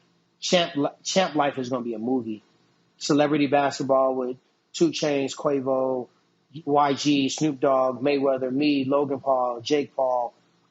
We got that. We got Murder Beats, and Murder Beats because he's from Canada, one of the top producers. Some turn up with me, him, and Snoop Dogg at the Snoop Dogg Complex. Then we got Wiz Khalifa last weekend in St. Louis. We on stage with him going crazy. Man, people just need to see that you're working. It's not about flowing. It's not about showboating. It's not about quality. It's about saying, I'm blessed. God's blessed me. He's put me in some great position. I got some great people around me, a great circle. And these are some fruits of the labor. So Money in Love will start the party off. Champ Life, will put the nail in the coffin. And then after that, we're going to drop a video every week after that. So we got 4 music videos that are dropping back to back to back. So Money and Love tonight. Next Monday we're gonna drop. Next Monday we're gonna drop Champ Life. If not before then, probably by Friday. And then the following week we're dropping a video called Insanity. Then we're dropping Dead Ass, and then it's just gonna trickle from there. Keep doing your thing, my man. Thank you for doing this. I know you had to fly in, and you've got a lot going on today. That's all right. That's all right. I appreciate it very much. And let me know how that meeting goes with Dana and Hunter. I'd love if you need some help, if you need a backup or so to help, hey, push the cause. Well, I know one thing for sure. Me and you definitely would never be in the same room at the same time. We got to fight our own. We got to fight our own battles. I don't know where you at right now, but I'm at least on neutral ground. Yes, it's good to be neutral. Thank you for doing this, Tyron. I'll speak to you soon. All right, have a good one. All right, there he is, Tyron Woodley, former champ and soon-to-be future champ. That's right. Put some respect on his name. People giving him love these days. I like it very much.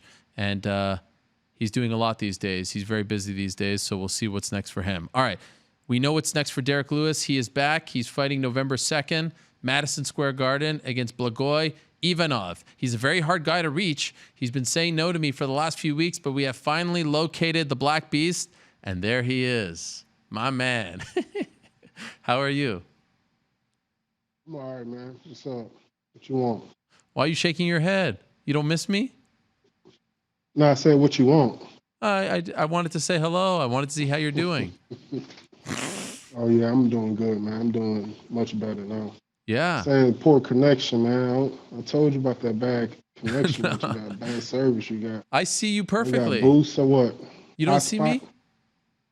Yeah, I can see you, but shit, it's delayed reaction. Well, I'm sorry. Next time, the best way to confront this is if we have you in studio, face to face. We have a nice long chat. I think we're due for that. Where the show is located at? Bristol, Connecticut.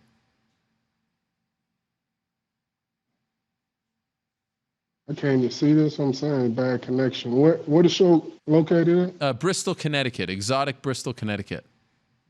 Oh, okay. I don't even think there's any black people out there, so I probably won't even go out there. All right. So welcome back. You must be happy, right? You got a date. You're good. Yeah, I'm happy. I got the time that I needed off, Finally got my knee fixed. And so I'm ready to get back in there. How does the knee feel now? The knee is doing pretty good. It's not 100% yet, but it's not hurting like it used to. The surgery went well on it. The doctor still said take it easy or what. But last week was.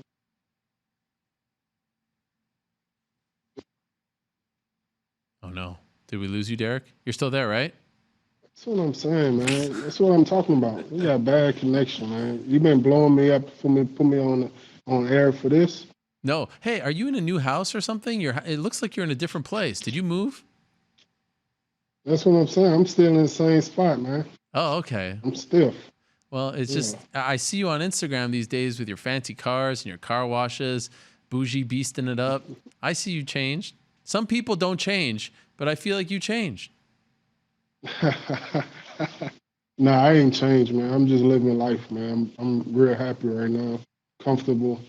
I got.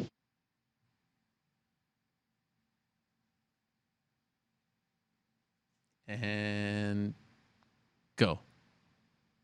Did we lose him now for good? How does this always happen when Derrick Lewis is on? Everyone else has great connection, and I feel like he does it on purpose now, just to mess with me. There you see the stats right over there. We haven't seen Derrick Lewis in about 5 or so months. And as you can see, he is returning November 2nd. Derrick, are you there? Yeah, I'm still here, man. Damn. Let me move in a better location, maybe. Oh, okay. It's this spot right here in my house. Well, it seems like that's a confirmation that a little different. This problem is on you and not me. Yeah, it's a big old house though, so I'm gonna try to move on the other side of the house. Yeah, the west wing of the house. I see you. Yeah, actually, it is the west wing. I feel you. By the way, can I ask you a question, Derrick? You've been doing this thing on Instagram lately. She's okay. Where did that come from?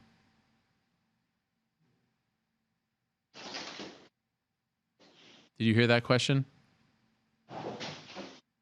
Say it again. This thing on Instagram that you've been doing lately, She's Okay. Where did you come up with that? It's a real hit with the kids. Shit. I don't know. I just be seeing people crying about what's going on. If is the person okay or what? They want to know more answers because usually whenever I post something, I don't leave a caption or nothing on it. I just post it. Oh, okay. So that's your like confirmation, your update that despite the impact of whatever's happening here, the fall, whatever, the person is okay. Yeah, for sure. But how do you know that? Like, do you know these people? No, I don't know. Shit, half of them be damn near dead, but I still posted it. Where do you find these clips? On your feed. On my feed? Your old Hotmail. You hacked it a few months ago. Oh, okay. Hotmail. All right. That's cool. Well, I think there was a silver lining. That was your first surgery, right? That you had on your knee recently? That was your first ever surgery, correct? And yeah. I know you were feeling a little uneasy about it, but there's a silver lining because for the first time, it feels like in forever, they couldn't call you, right? They always say, oh, we're going to give you a break. And then they call you 2 months later. This time, they really couldn't call you. So you got a vacation. No, they still had called me 3 weeks before the San Antonio fight. What? They wanted me to beat main event, to fight somebody, and for San Antonio, whenever they want. Oh my God, that was like a couple of weeks ago, July. I could barely walk. Yeah, and they had the audacity to call you. Yeah, they disrespect me like that. Yeah. Who'd they want you to fight? Oh, they didn't give me no name or nothing. They just wanted me to main event. Okay. Did you laugh at them? Antonio. Yeah. Okay. But you're coming back. The New York thing is for real, right? It's legit? Yeah, it's legit. We signed the contract yesterday. Oh, okay. How do you feel about going back to New York? Of course, you fought there last year against DC. That didn't go your way. How do you feel about going back? I'm happy going back. I heard that Newark was a real shithole. So I'm happy that I'm not going to have to go out there in Newark because I heard the food out there is bad and the hotel was terrible. All the fighters complaining about how shitty the city was. Well, I'm glad I'm not going over there. So yeah, fighting the Madison Square Garden is going to be pretty. I'm sure it's going to be better than Newark. Right. Well, do you feel weird, like the fact that you just fought there, like the memories? Do you like the idea of going back to right the wrong, so to speak? Oh, not at all. Shit, I already knew it was going to be a tough fight going out there to fight DC like I did. But I feel 100% better now. My body and my mind, I feel 100% focused on MMA now. Before I was like, I need some time off. I already told a bunch of people that I really don't feel like doing this shit no more. And so I just needed the time off, what I got. So wow. I'm 100% focused now. So even around the time that you were fighting DC, you felt like you might not want to do this anymore? You lost the love for it? I lost the love for like 2 or 3 years ago whenever even before I fought Mark Hunt, and I was already telling my coaches and friends and everyone that, it's really not in me anymore. But this month right here, this year, actually, I really got right back into it. Wow. Okay. So have you felt this way in a long time? Is the first time you feel this much passion, this much love for the sport? Oh yeah. It's probably since my first UFC fight, my first year in the UFC. I had that same passion, and I'm feeling it again. Wow. Do you think you'll train more right now? Yeah. We've been training 3 times a day right now. Wow. And so, yeah, it's real light work, but we're going to pick it up next week, though. How much do you think you'll weigh for this fight? Hopefully 250 something. That's our goal right now. Okay. In the 50s. And how's the back? The back is good. So far, so good. Okay, good. No flare-ups or anything? Nothing yet. What do you know about this guy, Blagoy Ivanov? Do you know a lot about him? I just know that he got a titty on his neck. That's about it. A what? And he's a titty. A tootie?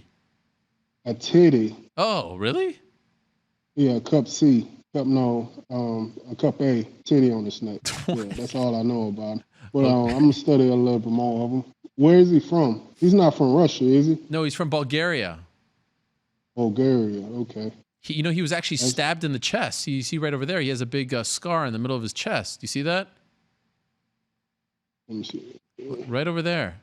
Right in the middle. Oh, okay. Yeah, he was stabbed in the chest. Almost died. Oh, that's crazy. Yeah. He beat Fedor Emelianenko in a sambo match a few years ago. He's very tough. I mean, anyone's been stabbed. Good for him. Right? It was good for him. I missed a meal one time and I almost died too, so we're in the same boat. You've never been stabbed, right? No, but I missed the meal. So I felt like I was about to die, so I understand his pain. Have you cashed in on the Popeyes lifetime thing yet? Yeah, we had a meeting and everything. They took me out to eat. Oh. And we talked business, numbers and stuff like that. So, yeah, everything been going good. How many times have you done it? What's that? At Popeyes? Yeah, the all you can eat. Well, I don't know. So I don't keep count. Okay, my bad.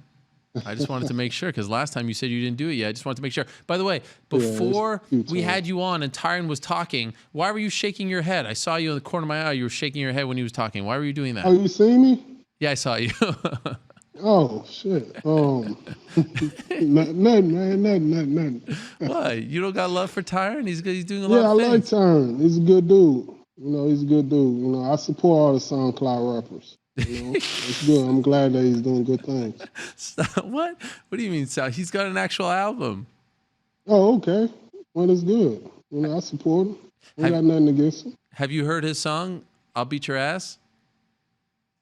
No. But I support him, though. He's a good guy. Okay. What's a SoundCloud rapper? Oh, I don't know. It's I guess somebody just be on YouTube looking for clout and stuff like that. Sure. No, that's on him. Yeah. No. Okay. What do you think of Colby Covington? Are you a fan of his?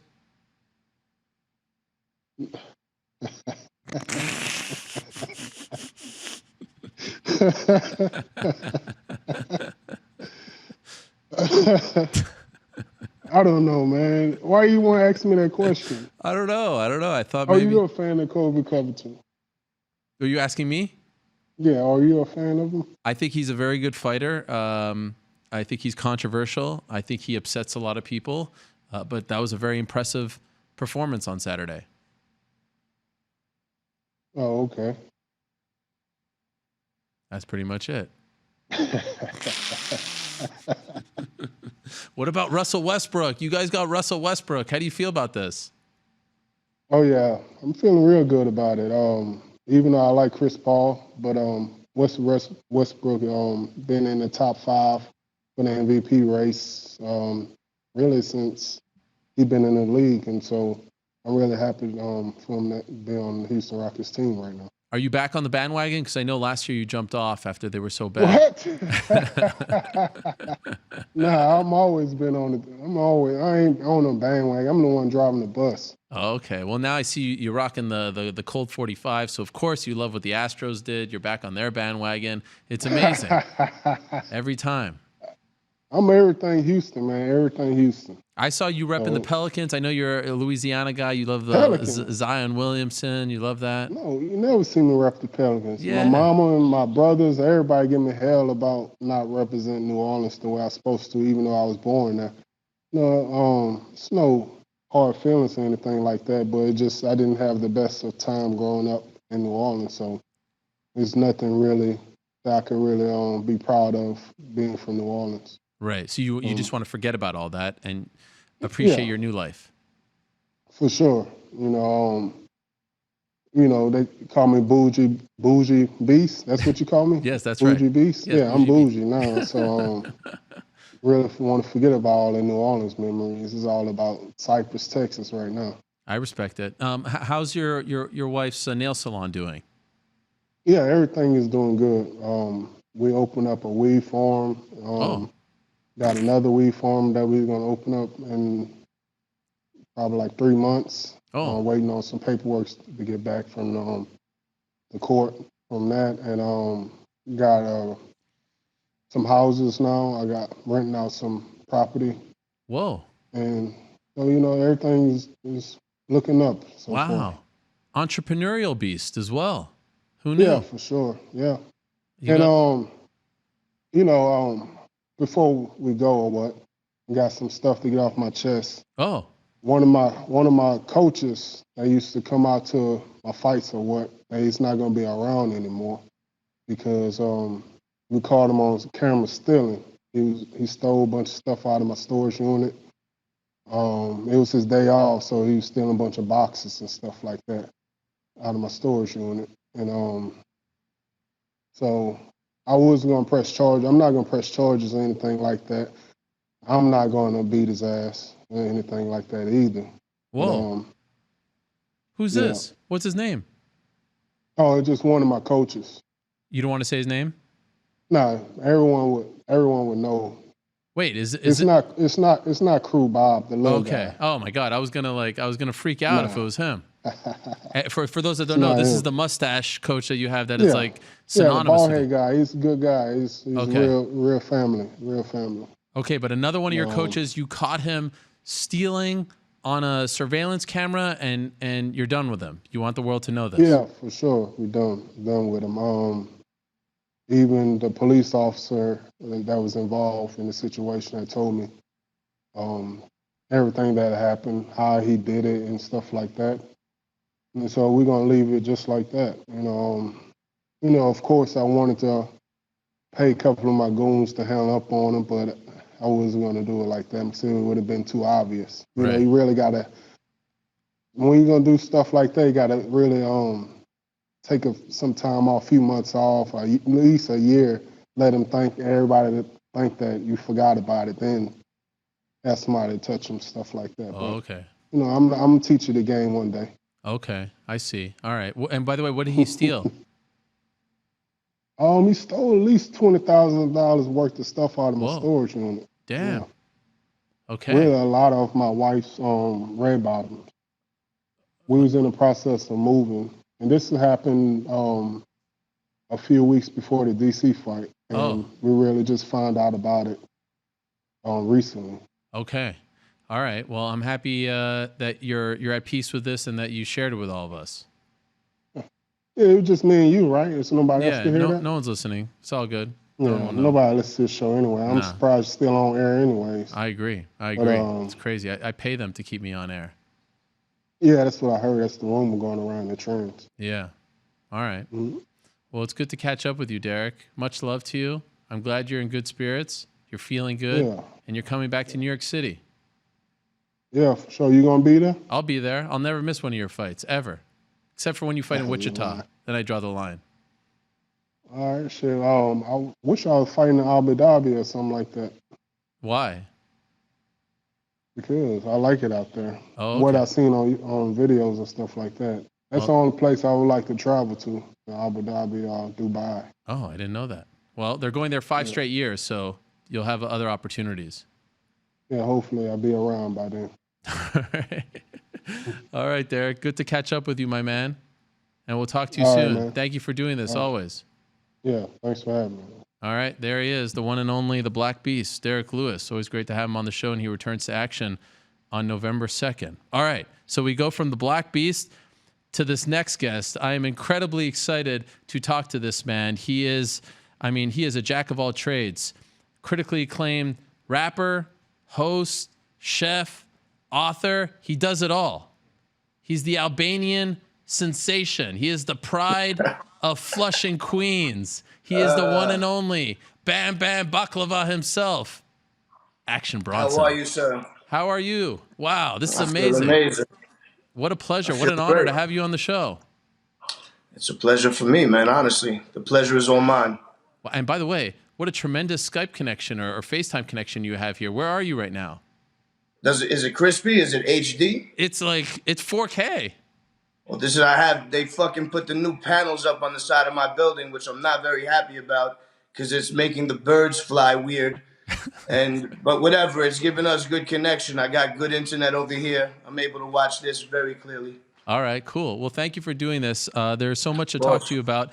And from what I understand, you're a very big MMA fan, and you've been watching MMA since back in the day, like the early days, 1993, 94. Is that accurate? I mean, when I was a kid, my boy had the fucking cable box where you stole the cable. His father had it. He worked for Pepsi. He used to have the Pepsi Clear before everybody. And we used to watch all the wrestling shit, everything that came on pay-per-view. So, of course, the UFC, all that stuff, all the crazy cage fighting. I love that shit. I have all the DVDs in a nice little compartment in the crib just chilling. But when I worked in the kitchen, I got captured by the Ultimate Fighter, the first edition. Oh, yes. I had a little shitty TV, and the only channel we had was Telemundo and Spike for some reason. So I caught everything on Telemundo. We were watching all the novellas. So when I got tired of that, we put on Spike and we caught the fighting. So it just drew me in, and just ever since, I don't miss anything. Yeah, and I've gotten to know you over the past couple of months. Like, you're watching the fight nights, you're watching prelims, you're weighing in. Like, you're not just like tuning in for the big pay-per-views. You're watching on a weekly basis. Yeah, I'm watching everything. I'm going back and doing studying. I'm looking at all kinds of different things that I've missed. I'm trying to watch the one championship. I'm trying to watch all these different. I don't know how to fucking do it. I'm not really good at the computer.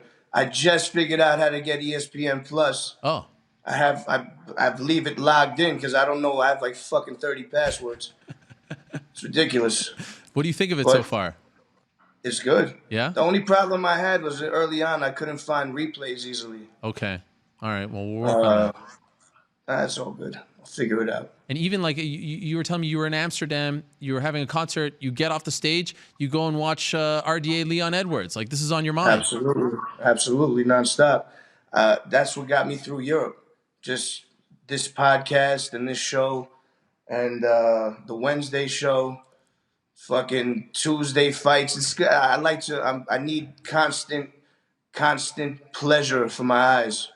So whether it's baseball, I'm missing baseball while I'm in Europe. I don't really get all my Yankee shit. The Knicks, I'm just fucking, my mind is blown.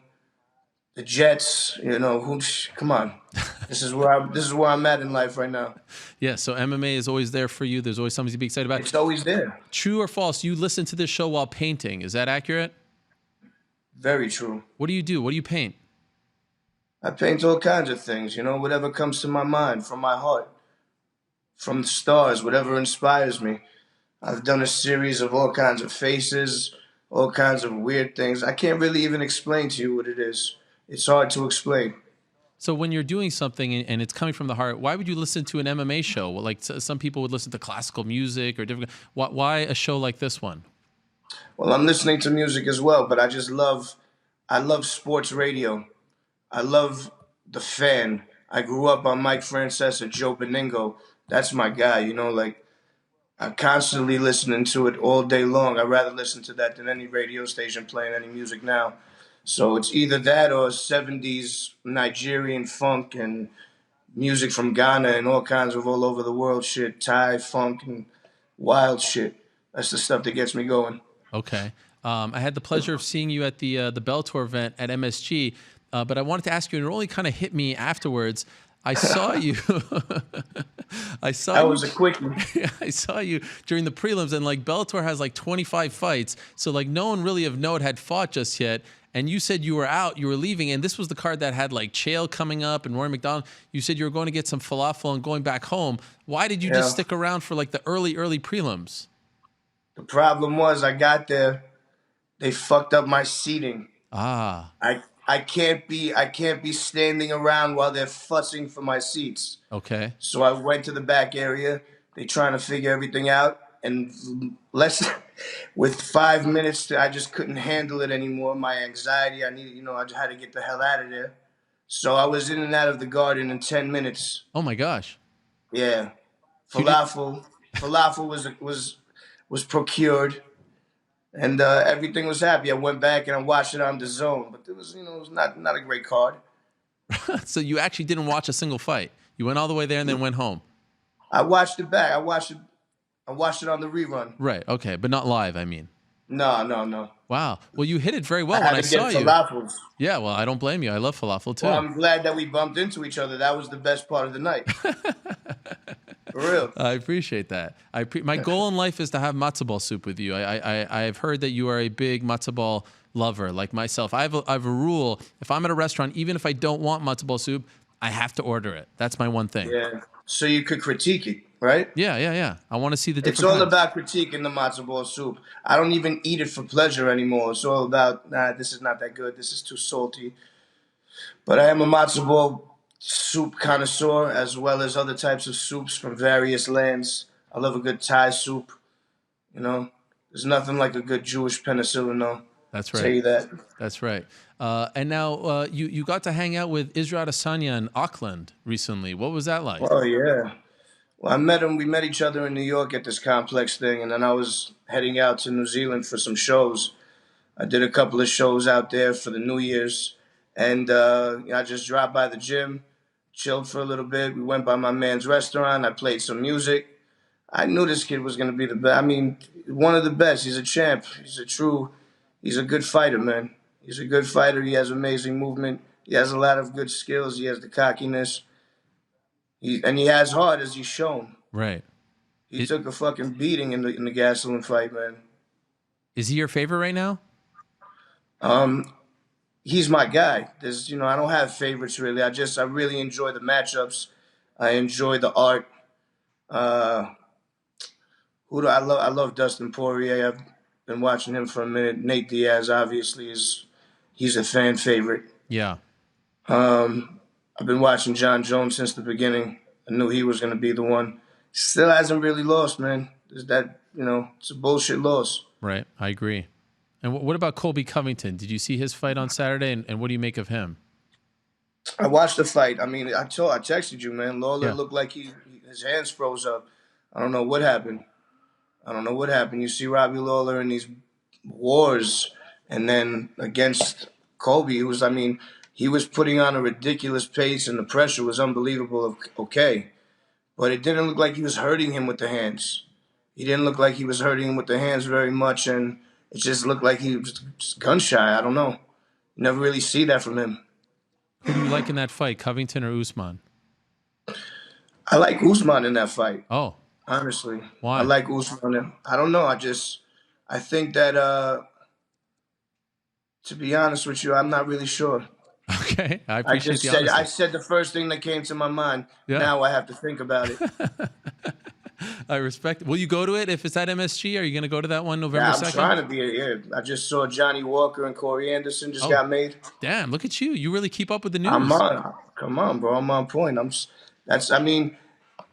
At this point, there got to be somebody, right? Johnny Walker looks like the next guy, but he acts like too much of a clown in there. Hopefully, he doesn't just get knocked out quickly. Right. He's too overzealous.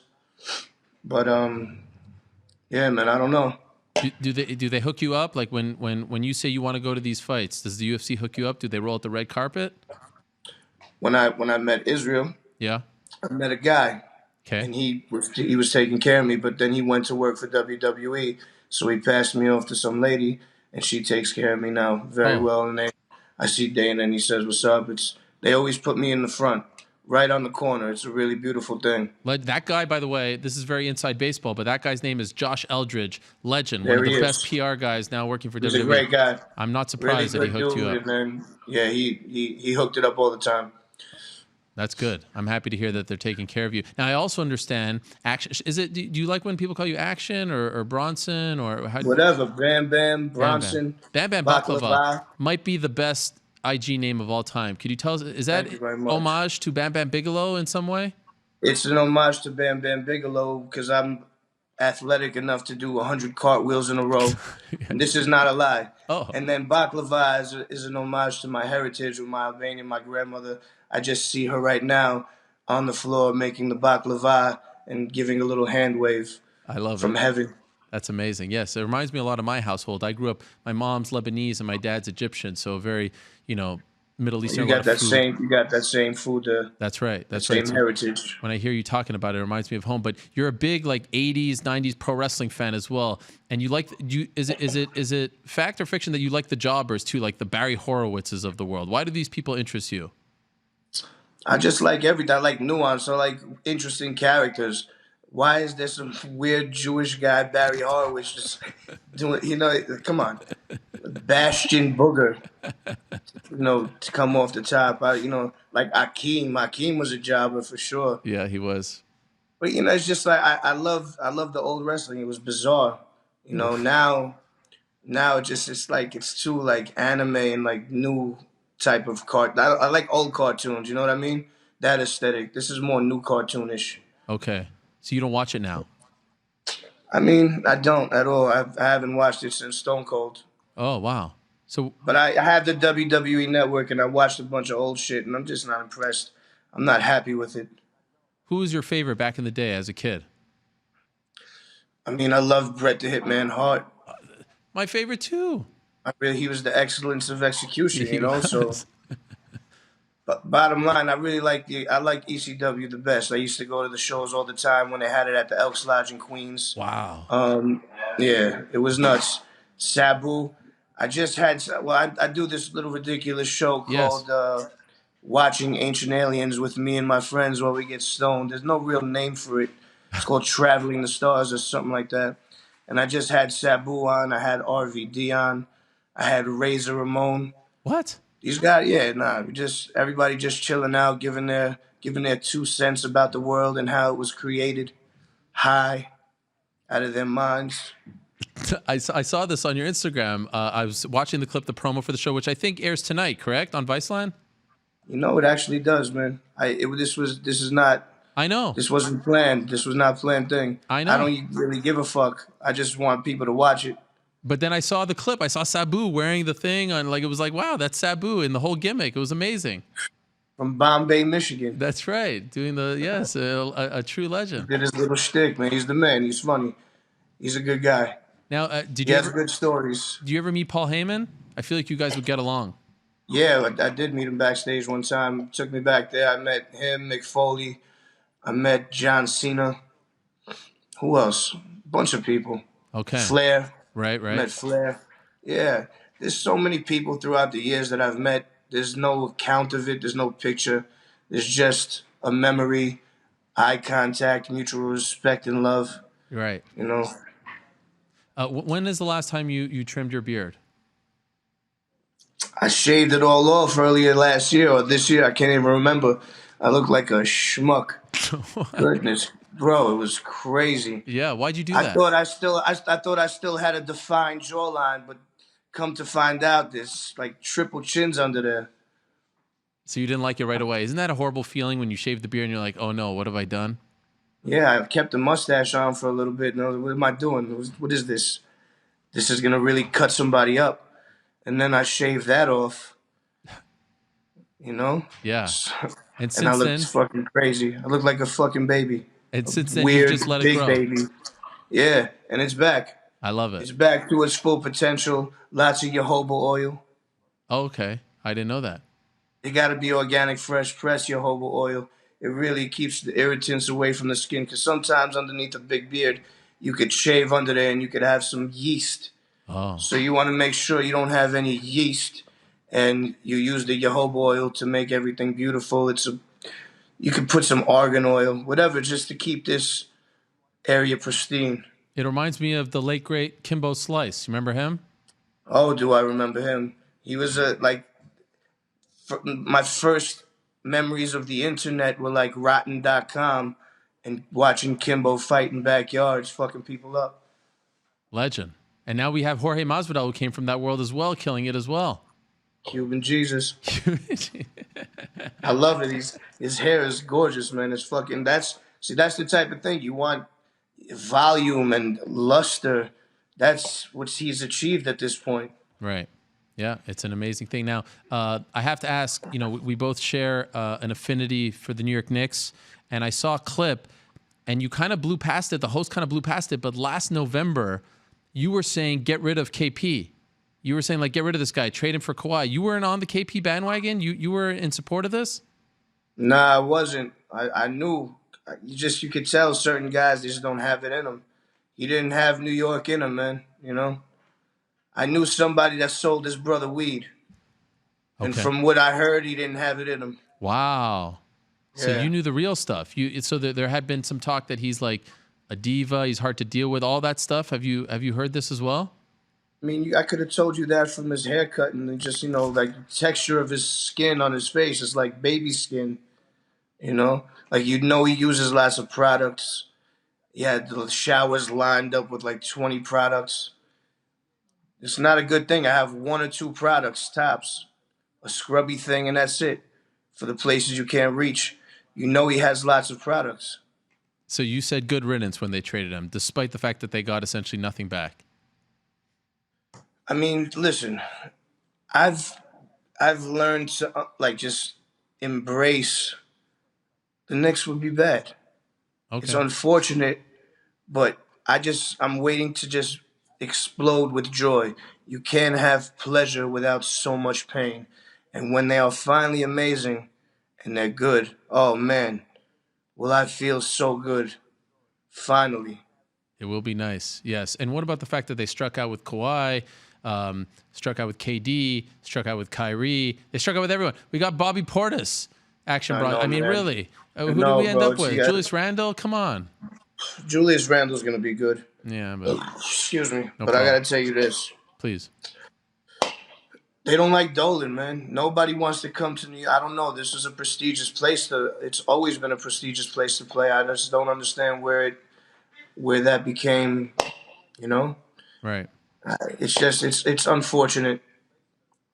The Jets, they've been shitty also. It's just a fucking shitstorm. At least the Yankees have been good, but 10 years they haven't won a championship. That's what we expect here. We expect championships. Amen. But again, MMA will always deliver for you. Can I ask you before you go, Nate Diaz, Anthony Pettis.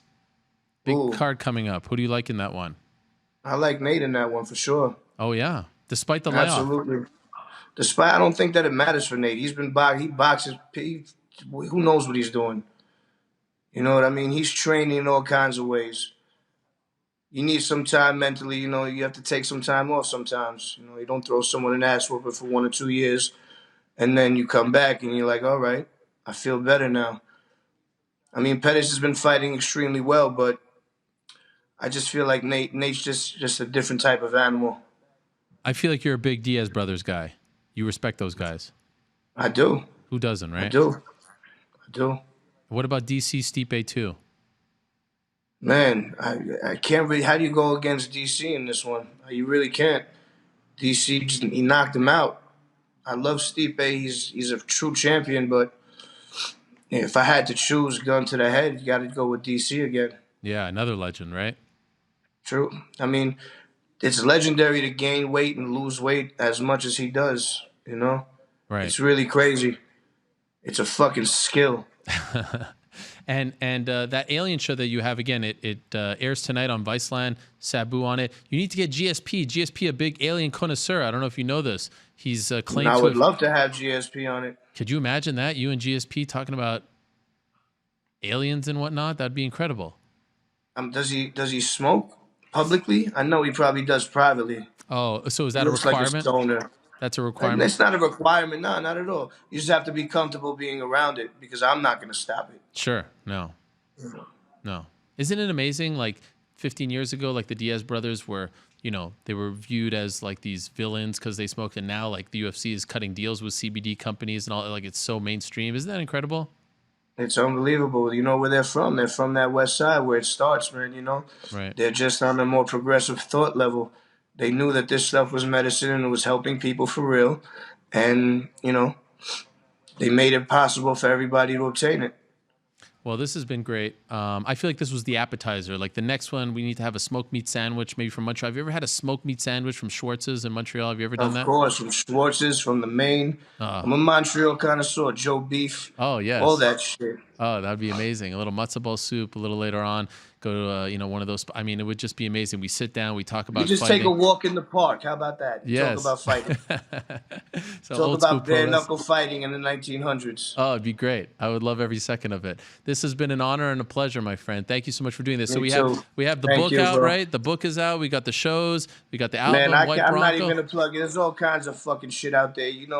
Just see what's up. All right. Much love. Thank you for doing Much this. I love really to you. appreciate it. Thank you for having me. Peace out. There he is. The one and only, the inimitable Askren Bronson. How much fun was that? That was incredible.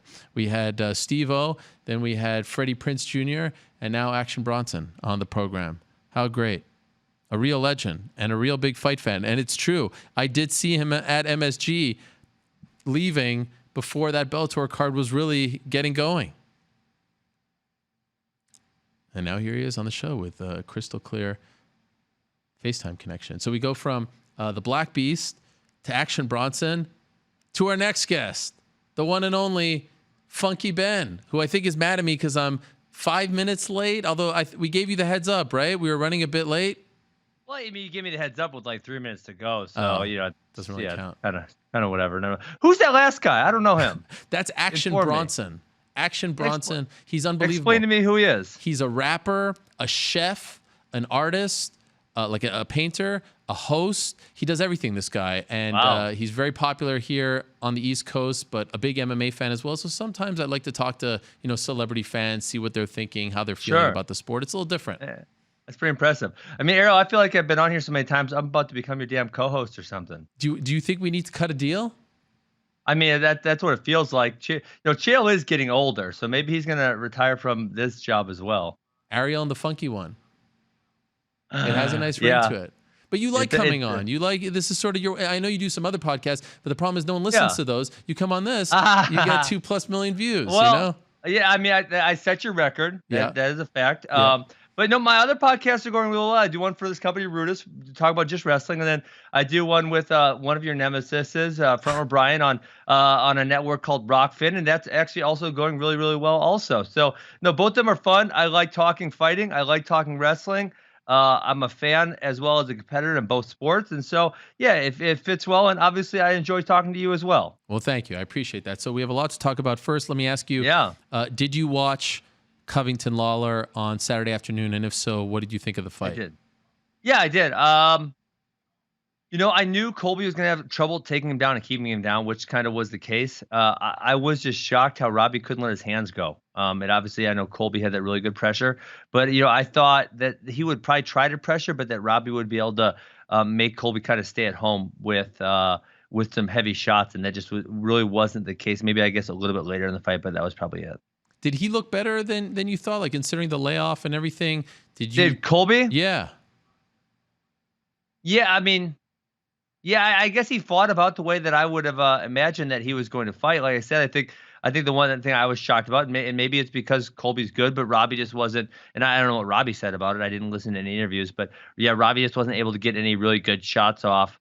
And Robbie's known as a power puncher, and that can keep a volume striker at home, and he just didn't do that. When you're watching that, and then you see all the other, post-fight stuff, I know I saw your tweet, like where you apologize to everyone. Is there a part of you that's like, damn, this should be me. This is really all my fault. Yeah, I mean, listen, dude, like I said, I've said this before, I try not to think about everything that happened. Yeah, listen, if you want me to say it, Ariel, I'll say it. I for the last 9 years, I've been undefeated. I spent the better part of the best part of my career outside of the UFC, and I finally get my chance to prove in the best world. I go in there and I beat Robbie Lawler, and then I get the guy I want to fight in George Masvidal. Everything's going right. I'm going to get a title shot if I win, and I effed it up. So, yeah, if that's what I'm going to say, I definitely did F it up. Now, all of you guys have to suffer because I effed it up, and you have to listen to Colby and Marty trash talk for the next 3 months, and we can only imagine how painful that's going to be because we watched that post-fight thing with them. I did not watch it. I actually just read the transcript, and it was just as terrible as I had imagined it would be. There wasn't any part of you that wanted to watch that, to see what it was like, the whole scene?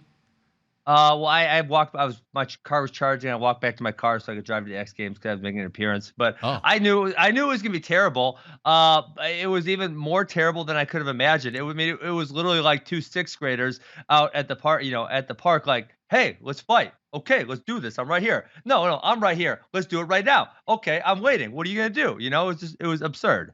How do you feel about the fact that Colby uses your Marty line? I mean, listen, when someone else does something great, you got to steal it. So I don't blame him for that. Okay, so you don't feel like he's stealing your gimmick or anything like that? No, you're welcome to it, Colby. Who do you think wins that fight? I've told you before. I think Marty wins easily. I don't know about easily. I think it's gonna be a tough, gritty fight. I think they're relatively the same fighter. You know, they're both good wrestlers, with average jujitsu. They're both volume punchers, not power punchers. And so I think it's gonna be just a tough, gritty fight. Do you think there's a chance, like sometimes when you have two wrestlers who have similar styles, ends up being a not very exciting fight? Do you think there's a chance that it's a bit of a dull affair? Oh, yeah, I think that's absolutely. There's definitely a chance of that. What do you think about the buildup? Do you think the buildup is going to be a little It's bit? gonna be terrible. It's gonna be so painful. We're all gonna lose multiple IQ points listening to those idiots argue. Okay. And so I have to ask about yourself because I saw a bit of a back and forth. Yeah. And this was a bit of, it was a bit different because you've been picking fights with a lot of people, but this was like the most respectful back and forth of all time. You and Damian Maia. Is this a real thing? Yeah, it is a real thing. I believe it will be announced shortly.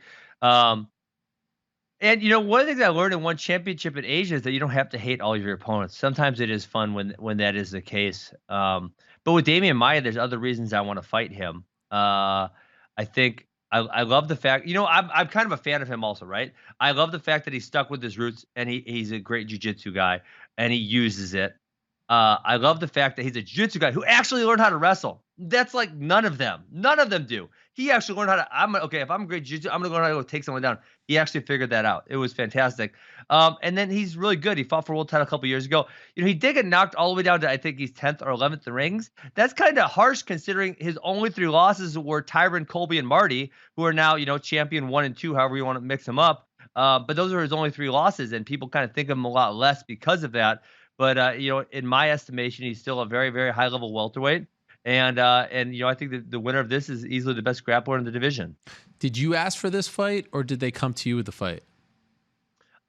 He was one of the suggestions, and I said I would love to have that fight. Oh, really? Okay. Were there other suggestions? Yeah, I'm not letting you too deep into my business, Ariel. Why? Well, why is that? Is that personal?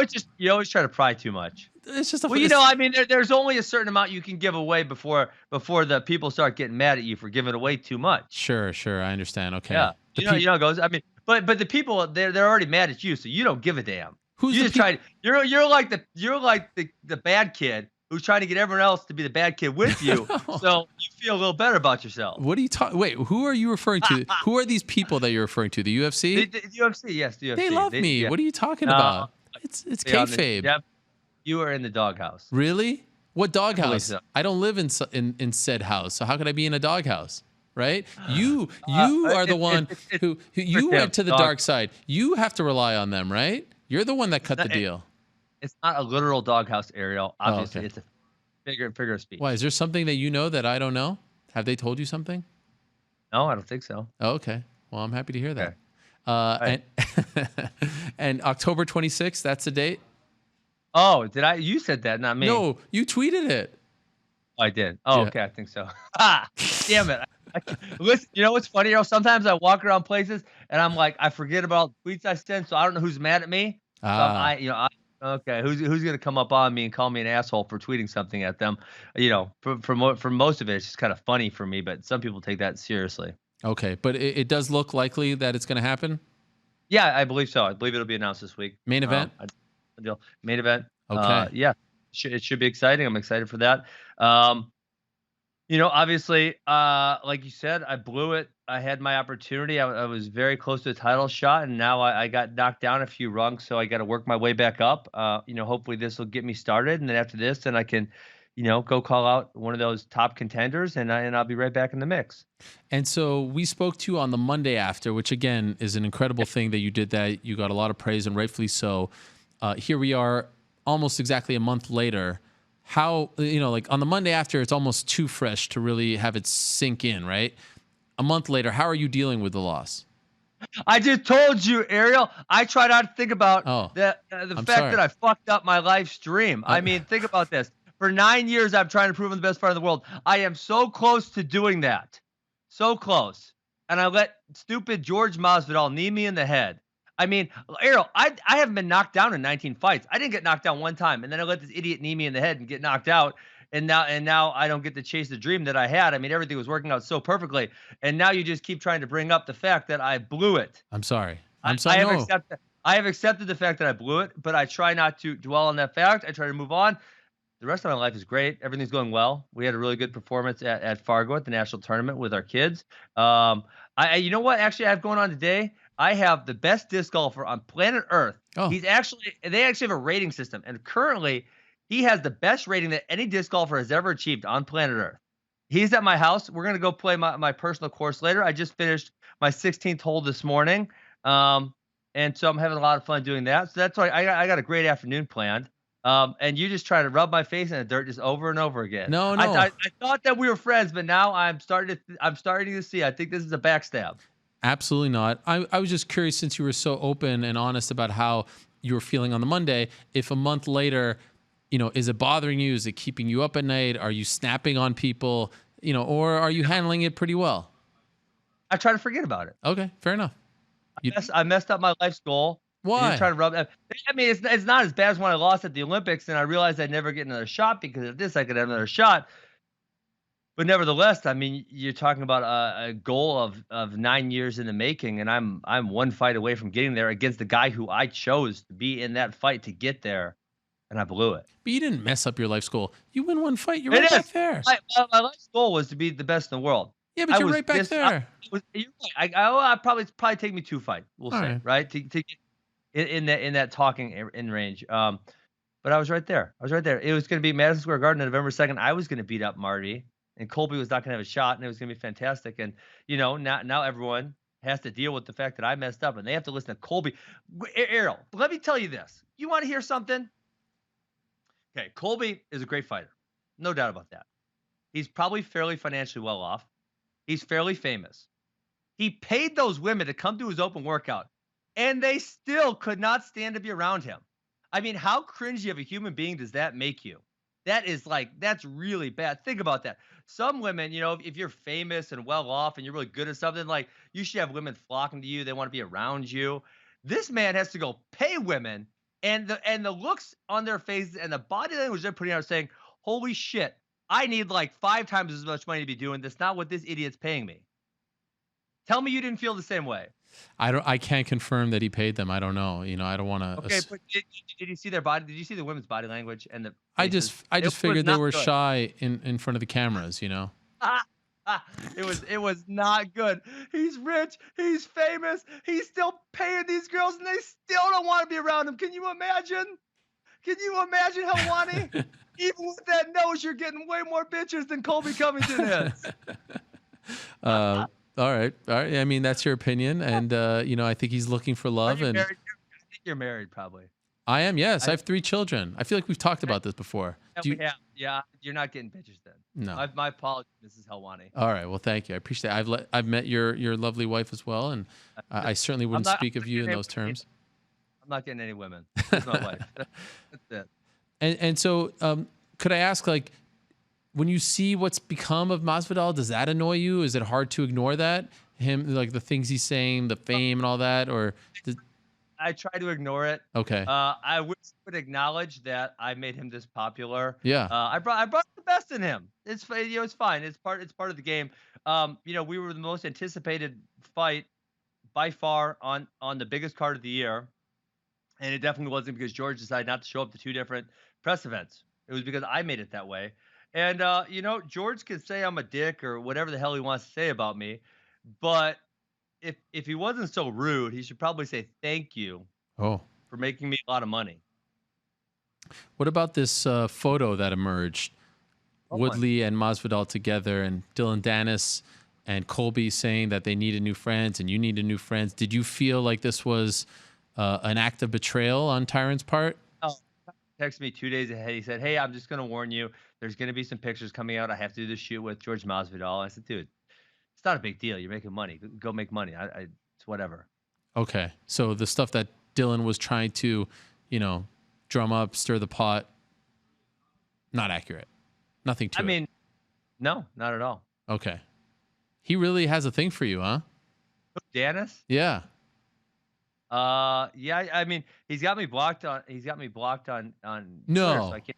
Are you serious? That's okay. That's whack. I mean, you can't be such a. I'll bring it up. Okay. Also, let me know. You can't be such a what? You can't stir the pot like that and block people. Like, either you're gonna go all in and you're gonna be that guy. that little dot right there, that red Yeah. whatever. Yeah. Can you see it? Yeah. So he didn't block you. Well, what is that red? Oh, I'm going the wrong way. Sorry, backwards. No. What's that red? I don't know what that is. If you can't, I can't see his tweets. So if someone like quote tweets him, he'll say you cannot see this tweet. Oh, really? Yeah. Interesting. So I don't know what that red X means. I guess I'm not blocked. I guess he must be using some other tactic to let me see. I don't know what it is. Is it weird someone tell us what that little red circle meant. Please. But is it weird that he picks fights with all you guys knowing that he'll never fight? Like, he can't fight you. He can't fight Woodley. You know what I mean? He can't fight Colby. Is that annoying? I mean, I would say I'd probably be retired by the time he ever gets to have his Bellator contract, and I'm sure Tyron will be also. Maybe he fights Colby at some point, but yeah, he's one of those guys that tries to get famous by talking trash about other people, and that's probably it. Okay. By the way, what were you doing?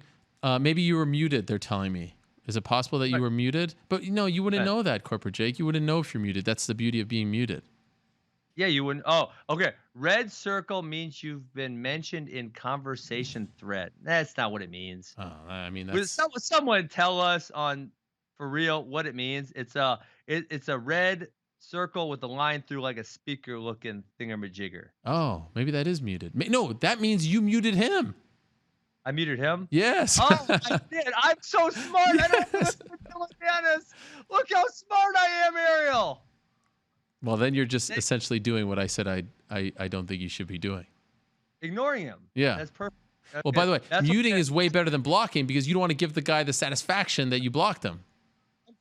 Sometimes I'm so smart, I forget what I do because it's so smart. Right. Boom. Done. And what do you say to the people, Ben, who say that there's a chance this fight between you and Maya is very boring? I mean, so's the Usman Colby fight going to be, right? But right. I think there's obviously a portion of fans who like all parts of MMA, not just like stand and bang. And we've rehashed this scenario like 57 times about how that it's kind of a myth that that's the only thing that people want to watch. Sure. And at the end of the day, I am a non-stand-up guy. I am a boring wrestler, and I have also been the most anticipated fight on the biggest two cards of the year. So I think there's some type of myth in there. Okay. And before I let you go, could I ask if maybe you have some advice for Chris Cyborg? You know what it's like to have an issue with Dana White, and you've overcome it. Do you feel like she's misplaying her cards? Do you feel like she needs to stick to her guns? What do you think? It depends on what Cyborg wants to do with her life. I mean, listen, she's proved she's the best in the world on multiple occasions. She's been there for a long time. And, at this point in her life, if she doesn't see eye to eye with Dana and she wants to go do something else, that's fine. Maybe that's what she wants to do. Maybe she's sick of not agreeing and not getting along with her boss. Maybe that's what it is. And that's perfectly fine for her to go do that. But I think she probably has a lot of great options. She's a huge name in the sport. She's achieved a tremendous amount, and she now has the ability to go do whatever the hell she wants. All right. Thank you for doing this, Ben. I appreciate it. Hey, how is Dylan Dennis now that he knows he's muted? Damn it, I wasn't supposed to tell you. I know. I'm sorry. You outed yourself. But good luck on that frisbee golf thing that you're doing today. What's that? Ariel, I need to take you out disc golfing sometime. You might enjoy it. I would love it. One day, can I come to your house and we have a little head-to-head battle? My house. Let's do that. All right. I look forward to it. Wow. I mean, we've come a long way from you like threatening to beat me up to you inviting me to your house now. I mean, it's amazing. Hey, Ariel, I can slide in my house. You have a what? Slide. Your kids will love that shit. Oh, okay. I'll bring them too. Thank you, Ben. All right. All the best. Good luck against Damien. Right. We'll talk to you soon. We'll probably talk to you before then, but there he is. Funky Ben Askren joining us. October 26th, Damien Maya, Singapore. There you have it. Looks like it's going to be announced very shortly. Okay, thank you very much to him. In a matter of moments, we're going to be joined in studio by one of the greatest female fighters of all time. What are you doing here, Mr. Corporate Jake? She's standing right there. Can I just bring her in? Getting all fancy with me. Yes, please, come in. He's talking to me about full screens and whatnot. Sarah Kaufman, how are you? I'm so good. How are you? Sorry for keeping you waiting. Oh, my short body. Yeah, how's that? Does that fit? Good. Yeah, I'm good. That's good. Wow, good. it's perfect for you. Like a glove. Perfect. So Like a great to glove. have you here. So nice to see you. I don't think you've ever been in studio on my show in any version of the show, right? Never. You've never had me. Wow. Well, I'm sorry for taking I think you so think long. I'm too boring. No, not at all. I don't subscribe to that theory. I would never say that about you, but I appreciate you coming because I know it's a big trek. Like, where were you? Victoria? West Coast Canada, yeah, Victoria. Victoria? You don't say West Coast Canada. I'm a fellow Canadian. No, but I know for other exactly where people- Victoria is. The home of Steve Nash and Sarah Kaufman. Yes. From Victoria to Bristol, what is that journey like? How long did that take? It was about 12 hours yesterday. 12 hours. Door to door? No, maybe 14 door to door. Okay. Maybe longer. But you don't go to direct, right? No, I went a little bit of a milk run. Went Vancouver, Toronto. Although there's at the airport, there is a gym in Toronto. So while I had to somehow clear Canadian customs, even though I was coming from Canada, I did get to go to the gym while on my layover in Toronto. No way. And then went back through U.S. Customs and then made for Toronto to here. What? That's unbelievable. At Pearson? At Pearson, yeah. There's a gym. There's a gym. You have to leave security. Okay. It has now gone up in price, so it's $30 to get a workout in. But they have like a full workout. They have massage chairs if you want to sit in massage chairs, showers. Wow. It's awesome. And then, so you leave and then you come back, but like, I hope I'm not getting too personal here, but like, do you shower? Oh, yeah, full showers. Okay, Yeah, because that would be a little weird. That right would be real disgusting. Okay, Yeah. all right. And then you fly, and then where do you fly? You fly Hartford or JFK? Hartford. Okay, Hartford, and then you came over here. First time at ESPN? First time. Pretty cool, right? Yeah, it's It's really like a little neat sports wonderland. And it is a campus. It's like a university campus. Yeah. It's amazing. And so you're here for PFL, obviously. Yeah, I'm here for PFL. I mean, the fights are on Thursday, so Sure. it's great that I was able to come out and be part of this and talk to you. And then I'm actually going to be heading out to Las Vegas and do some training with Joanne Calderwood for her upcoming fight, as well as for my upcoming fight. Okay, at Syndicate. A syndicate. Okay. Is that a newish thing for you, training with her? I went out for her fight when she fought in Brooklyn. Okay. So over Christmas, I was over there for 3 weeks, and it was really great. She's just like a good human all around. Real mensch. A real mensch. That Joanne Calderwood. So we spoke to you right after it was announced that you were signing with PFL. Now here we are. We're about to enter the playoffs. Unfortunately, you only got one fight in. Last fight got canceled. But the overall experience, how has it been thus far? PFL has been incredible. Okay. I didn't really know what to think when I was going into it. The kind of the anticipation and what I've been used to and kind of how MMA has gone over the last 13 years has been very different. And so to be coming into the PFL, I really did it for the money. Okay. Because I it's $1 appreciate million. you saying that. Yeah, why not? 155 pounds is clearly not my weight category. I weigh a whole 153 right now, and I had a cookie from the DoubleTree Oh, yes. Hotel, The which was amazing. Yes. Yeah. The heated cookie, right? The warm cookie. Yeah, I got there at 1:30 in the morning, and they gave me a cookie. I Yes. was like, this is a great day. Yes, yes. Made the workout worth it. Right. So I just didn't really know what to expect. It was, well, they're making this division. Who are they going to get 155 pounds? They have Kayla Harrison. They're going to need other people. I'm a person. I'm quite good, and I love money, and I love fighting. So it just seemed like a great thing to be part of. And then as I got into the format, and, the first fight, I was like, oh, there's 2 fights. There's the regular season. There's the postseason. I got so much more invested the more I learned about it. And so to have the points matter, and we saw that at PFL 4 with the ladies. Jenna Fabian and Larissa Pacheco were both out. They had 0 points, and then they got first round finishes, and now they've made it to the playoffs, and the people who won in the first round are gone. So it's been a really cool format. And then, of course, the option of the semifinals, and then with the big payoff on New Year's Eve is so cool. And what about the organization itself? You fought for a lot of different promotions, different promoters. They're relatively new. Of course, they were WSOF, but the infrastructure is a lot different. How do you feel about the overall organization? Overall, I think they're doing a really good job. There are a lot of familiar faces that I've met at different MMA events over the years. And so they have people who know how to run shows. They know about the promotional side, what the fighters need. And so I haven't really been in any situation where I've been like, do do they know what they're doing? Okay. You know, they really have it together. And I mean, the media team and the social media team, I think they're being super creative with a lot of the content they're coming out with. They're trying to be different, and they're trying to showcase people for who we are, as opposed to trying to force us into some box like Diego Sanchez was talking about. Right. That's right. I remember way back in the day, remember this? One of the most absurd things that I recall seeing covering this sport. Remember the Ronda Rousey promo? Oh, I remember the Ronda Rousey I feel promo. like you knew what I was about to say even before I said it, right? Yeah. Tell the people how absurd this promo was. Well, I was specifically told, okay, this is our idea.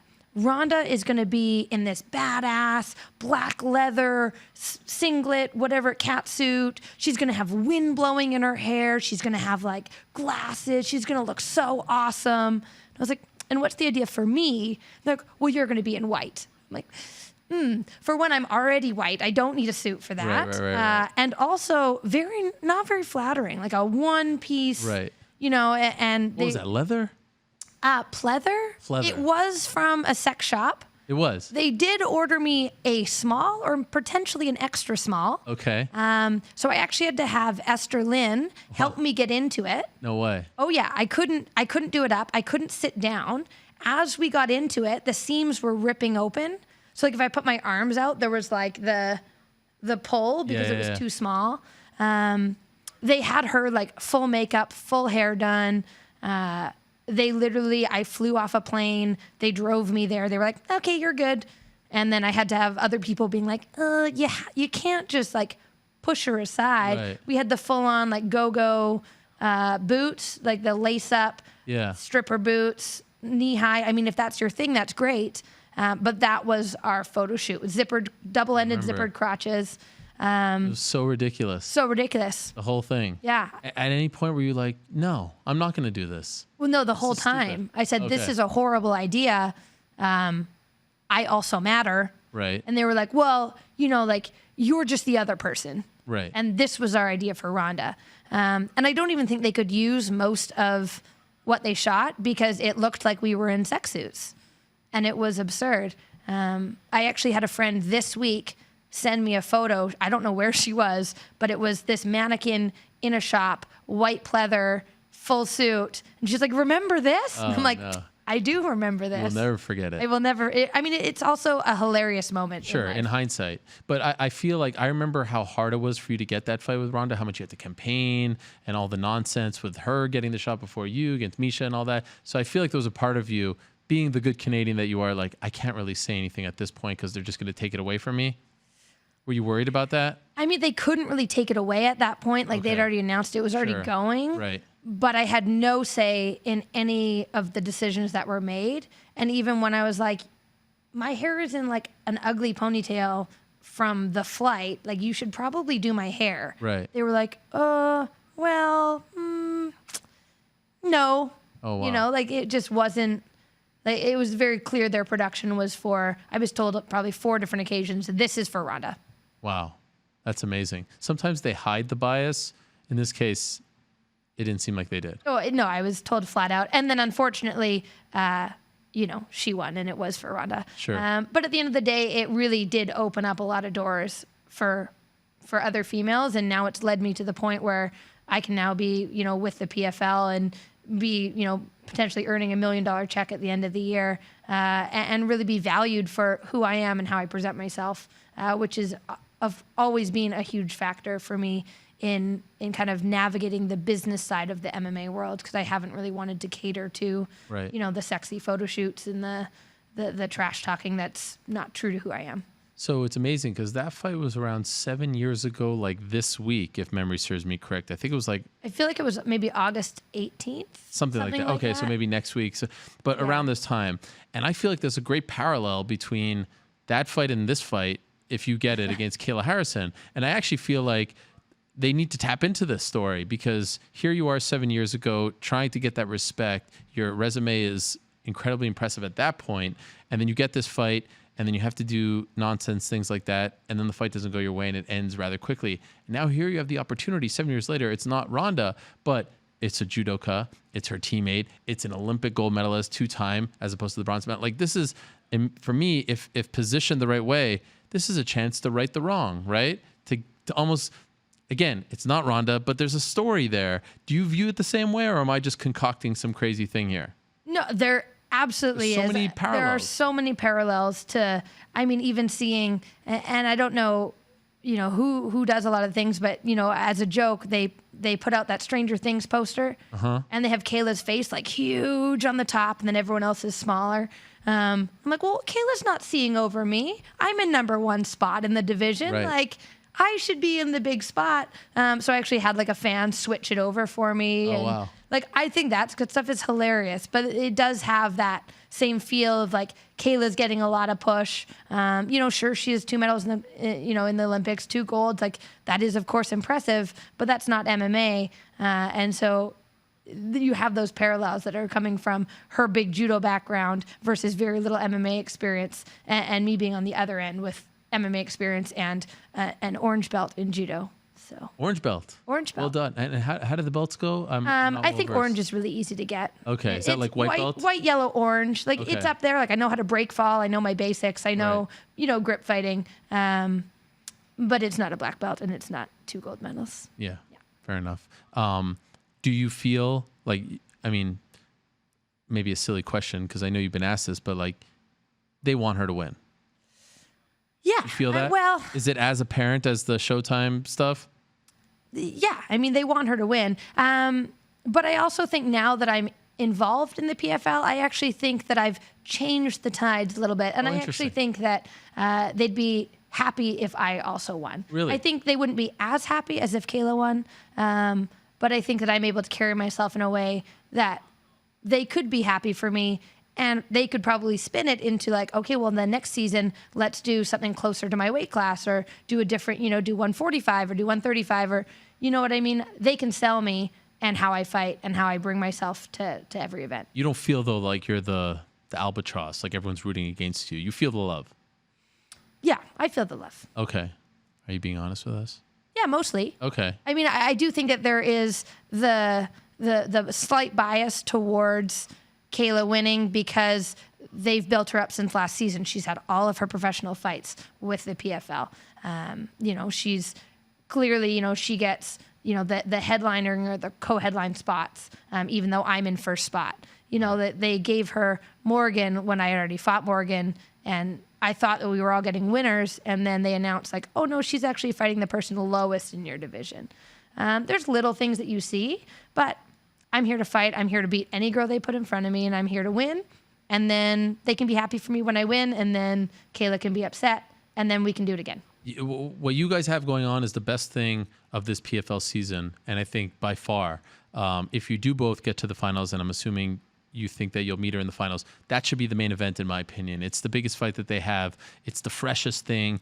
I've been a little critical of PFL this season because I feel like it's just kind of a rehash of last year, but what they have with you and her is great. And I love that there's appears to be a subtle tension between you two. Like maybe there's a respect there, but I don't know. It seems like she didn't like, no, wait, sorry. It was, they showed you on camera. What is this story? Like they showed you on camera. It was hilarious, Ariel. It was great. Tell me, because I can't even keep it straight at this point. So at the PFL 1,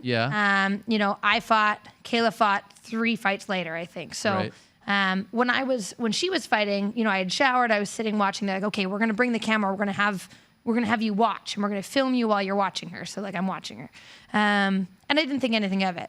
And then PFL actually posted an interview with her saying after the fight, oh, how did you feel about Sarah's fight? And she said, oh, I don't know. I didn't really watch because, I was getting ready. And then when I watched my fight back, the first thing I thought of was like, you're in screen watching my fight, taking your headphones off. And that was 30 seconds before the finish. It wasn't a 15-minute fight that you come in, you watch a few minutes, you leave, you didn't see all of it. It was a 2-minute fight and you watched 90% of it. So then I just was like, PFL, can you please send me that video? And then I put up my own video of her both watching my fight and then saying that she didn't, because it's hilarious. And she said it was a pre-tape, that she wasn't really watching it, that they took that from... No, she just said that she wasn't watching it because she was getting ready. Okay. And then there was video of her clearly watching the fight. Okay. Yeah. So you think she doesn't want to give you the props or the I think that she just has her own kind of mental game going on. The fact that she was so upset after her first loss, which was a very dominant win. What'd you make of that? She was openly crying. She was openly crying. And to the point where I thought it was a little bit disrespectful towards Larissa. Like, you just totally demolished, it was a 30-27, 30-26 win. Like, it was very dominant. There wasn't many times where you were even in a little bit of trouble. And then to just have this breakdown. And I guess there's the two sides of it. There's the one side where you can see her as like kind of mentally fragile, where you're that upset after you have a dominant win. What would you be if you're not winning? Right. And then there's the other side of people saying, well, she just cares that much about her performance and how she fights that she's, she just wants to be the best. And so that's her way of being unhappy with not being the best. And I see maybe a little bit of both, where I think some mental instability when it comes to the confidence side of things. And then also just, she is used to gold medals in the Olympics. She doesn't want anyone to question her. But I'm going to make her question herself. Have you been impressed with her 2 fights at 155? Yeah, I mean, I think she's worthy of all this attention and hype. No. I think in time, sure. I think that it's just a little bit cart before the horse. At this point, like, Larissa is for sure the best fighter that she has fought in MMA. And while she looked great, she also had holes that were very apparent in that fight. And so just through that, you can see that she's good. She's talented. She's an athlete. She has a lot of qualities that make her great, but they're not quite there yet. So she could be great. She could be that big, but I just think right now it's probably too much. And she's getting, I think, a little bit too many accolades for how much she's actually done being 5-0 now in the sport. Have you had any interactions with her behind the scenes, backstage, any run-ins? Well, not like run-ins. No, but like... No, like a Canadian run-in, like, hey, I'm Sarah. Like, I saw her in the grocery store the first time, Okay. When we first got to PFL 1, I was there, went to Target or whatever, and as we're walking around, I was like, oh, there's Kayla. And, she was kind of like walking by, and I was like, well, I'll just introduce myself, and we said hi, and it was fine. Okay. I have no issue with anyone. Okay, you didn't flip her off, or she didn't flip you off, or anything like that? Yeah, that's really my style. No. I just polite hello, no hugging. When they brought you in the cage for the face-off with all 4 of you? Yeah, great. I mean, she seems, as I say, I haven't had long conversations with her, but she seems like a normal human. Yeah. Yep. Are you hoping, and again, not trying to put the cart I'm before hoping the horse. she's human, yeah. No, yes. Are you hoping they sign Chris Cyborg? I think that'd be great. Yeah. I mean, that's one of the first things I thought was like, oh, Chris is out. Maybe she comes in, Yeah. Whether, like, I would love to see 145 next year, as opposed to 155. Sure. I mean, while 155 is kind of groundbreaking, I mean, it's also me putting on weight. Sure. So it'd be great to go to a division where, I could make that. And also you're going to see more well-rounded and more developed fighters at 145 compared to 155. But it's been great, and it's been something totally different for me to be part of. It seems like they're interested. There were some tweets about, when the Cyborg thing came up, like, it seems like it would be a no-brainer, right? And Kayla's talked about wanting to fight Chris. I'm wondering what you think of this whole story. You fought for the UFC before, and I think, correct me if I'm wrong, I think you've had your frustrations as well fighting there. What do you think of the way this has been handled? I think for Chris, I think that she has really just been trying to fight, and being that she's 145 and not a small 145, the whole thing between Ronda and Chris was like always that tipping point, and the fact that Chris had to come down to 140, it's not her fault that she's a bigger girl. I mean, at some point she enhanced, but like she hasn't for years. You can tell like her physique has changed, but like Ronda just was never going to take that fight. They were never going to make that fight, I don't think. And so to try and force Chris to come down to 140, she's fighting girls who weren't even super high level at 135 because they're the ones who would go up. You know what I mean? She's just been put in a hard spot where they haven't developed the 145-pound division. She can't make anything less than that. And then she also has been fighting for her own rights and for what she thinks she deserves, and not, again, catering or bending to what a company wants. And I don't think that, the UFC has loved that pushback. Right. The video that she put out maybe wasn't the best choice. No. Especially going into open negotiations. Right. Like, you don't really want to make someone look bad, especially if that's not the exact truth. Right. If you've altered the reality, Yeah. then that's very different than if it was I can't believe they did that. it makes no sense to me. Like, Why if would it you was do an that? actual conversation, Yeah. that's very different than a chopped up conversation Right. that you made it seem like Yeah. they did something more. Yeah, I do agree. I do think it hurts her value, though. I do think a lot of people will be coming after her, including PFL. Selfishly, I'd love to see her maybe make her way into this little scenario, but I don't think that would be fair for the other two competitors, obviously. Yeah, I don't think she could come in this season Yeah. for sure. You could have a showcase fight like they're doing with Brendan Loughnane. Yeah, and what they did with Kayla last year. She had Exactly. 3 showcase fights throughout the year, and they really were showcase fights. They didn't give her super tough opponents. But Chris could handle someone tougher, and you find someone, you bring them in. You find someone who maybe is out, maybe Roberta Samad, who was supposed to fight me. She's a good fighter. Right. She had a win. She missed weight. Unfortunate situation. She's a good fighter. You have her fight Chris, maybe in the finals or, for a showcase fight and get a lot of attention. What would it do to your life if you won $1 million? Nothing. Nothing. No. At all? No. It wouldn't drastically change your life? No. No? No. I love money, but I hate spending it. Okay. So, it would help me in retirement. Okay. For You wouldn't longevity. buy something, do something, give it to someone. I do like to support. Like, I do a lot of events for like lots of kids organizations in Victoria. I like to try and we do autism stuff. We do kids sport. We do lots of different things that I really try and build and work towards to help grow. That's great. So I would do more of that. Okay. But like, I wouldn't, for myself, really do anything. I've told my dog that I would buy her a heated blanket. Oh, that's nice. Because Rhino enjoys a heated blanket. How much is a heated blanket? I don't know, $20. Okay. I don't know. But that, you're not gonna do it now.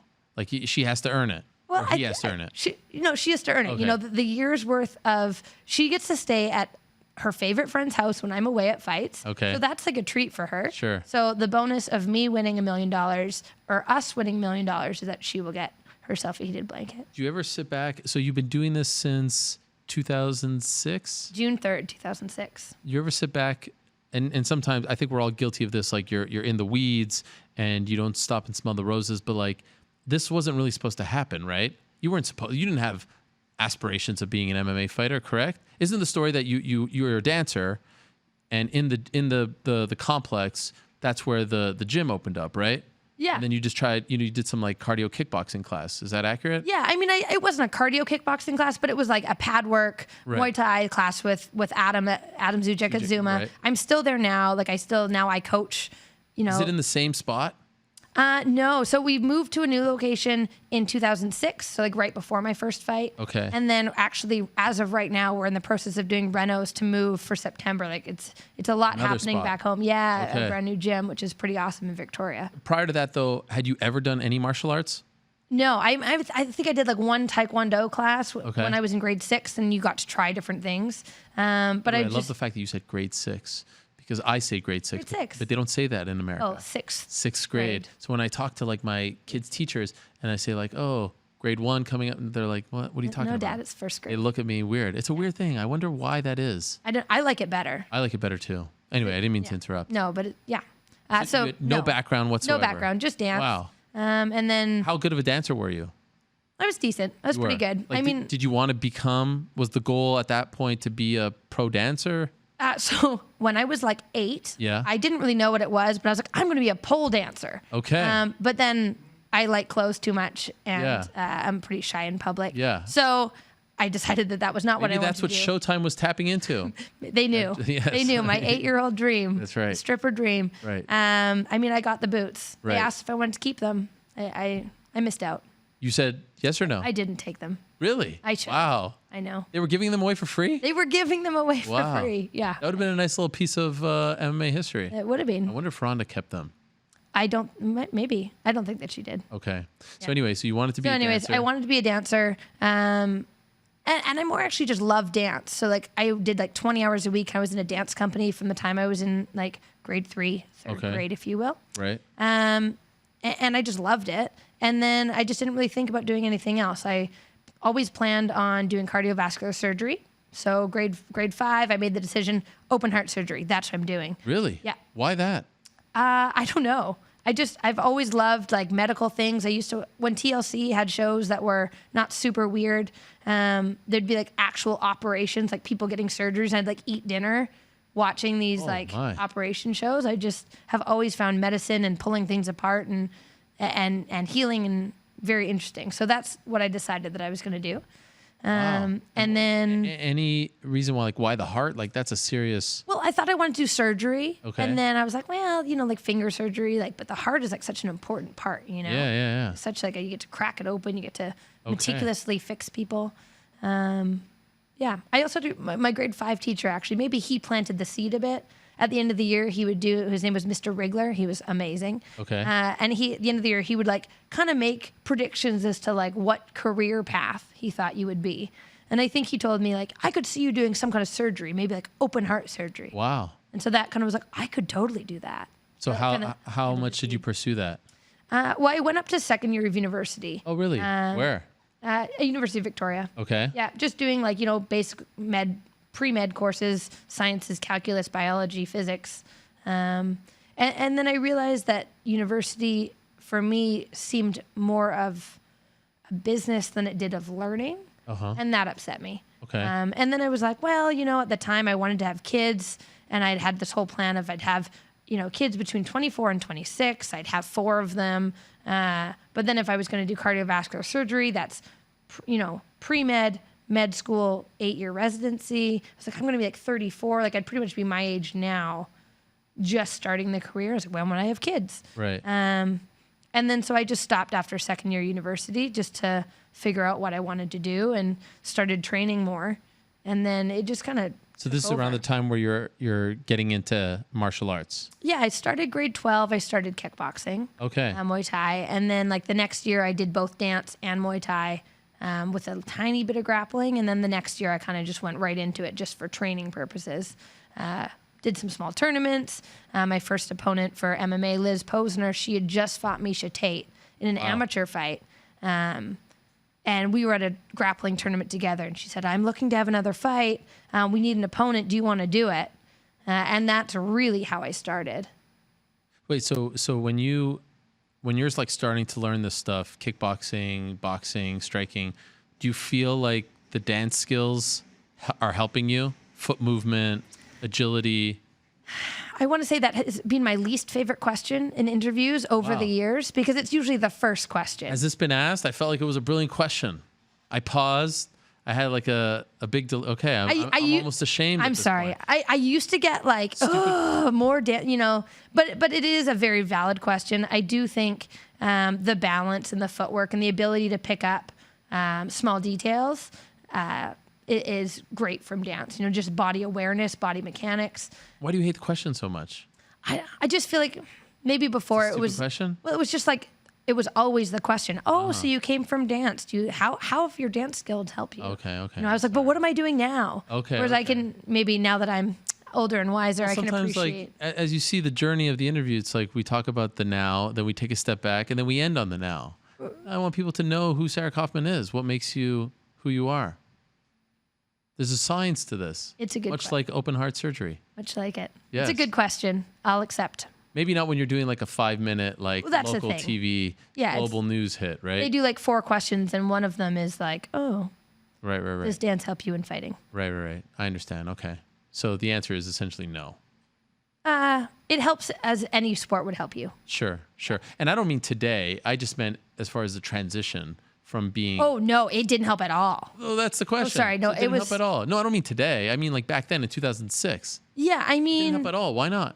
Well, so when I would do a kick, I would literally just step and point my toe and do a baton, really just kick your leg up like you wouldn't dance. So to try and figure out how to turn your hips differently and stand not turned out or not totally parallel, I wouldn't say that it really helped. And I found a video, I wish I still had footage of it, from like a year into training. And I think that I am kicking ass. I'm like, I am doing so well. And then years later, I saw this video and I was like, Adam, how did you deal with me? I was terrible. Wow. Yeah.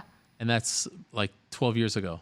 That was like 16 years ago. Okay. Yeah. Oh, wow. Okay. Wait, you said you started in 2006. I started fighting in 2006. Okay. I started training at the end of 2002. Man, you've been doing this a long time. Yeah. Yeah. Adam and I have known each other like over or like close to half my life now. How much longer you want to do this for? I don't know. You think about that? I think I know that I'm on like the second half of my journey for sure. You know, like I've been fighting for 13 years. There's zero chance I fight for 13 more.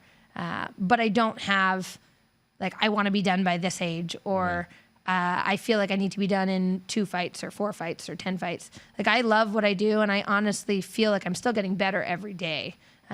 Or that I should still be getting better every day. And when I don't feel like that's the case or that I could get better anymore or that I don't want to go to training or, you know, any of those factors where I can't, I've had a big injury.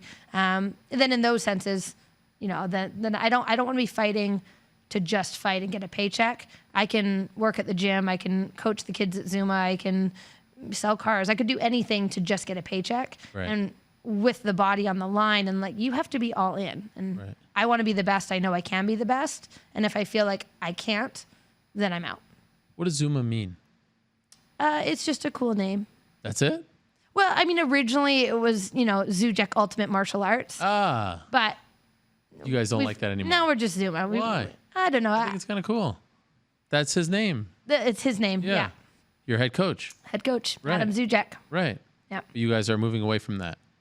Well, I mean, we still, I guess, are, but we just go by Zuma. We don't go by Zujek Ultimate Martial Arts. Right. It's sort of like ESPN. I think it was Entertainment Sports Programming Network. No one calls it that, right? No one would. ESPN. Yeah, ESPN. Right. So we're just Zuma. How did your family feel when you decided to do this full time? No idea. They didn't know. Well, I mean, I think they know. Like, Well, you don't talk to them. no, I moved out in like grade 12, and I've just done my own thing since. You have not talked to any of them. No. Mom, dad. Nope. No relationship. Nope. Really? Yeah. Well, how come? No real reason, you know. Like I think, I feel like you don't get to choose your family when you're a kid. Okay. And as you get older, you choose what's best for you. And for me, that was doing my own thing. And so that's what I did. I moved out and, you know, just made it on my own. You know, didn't ask for money, didn't ask for anything.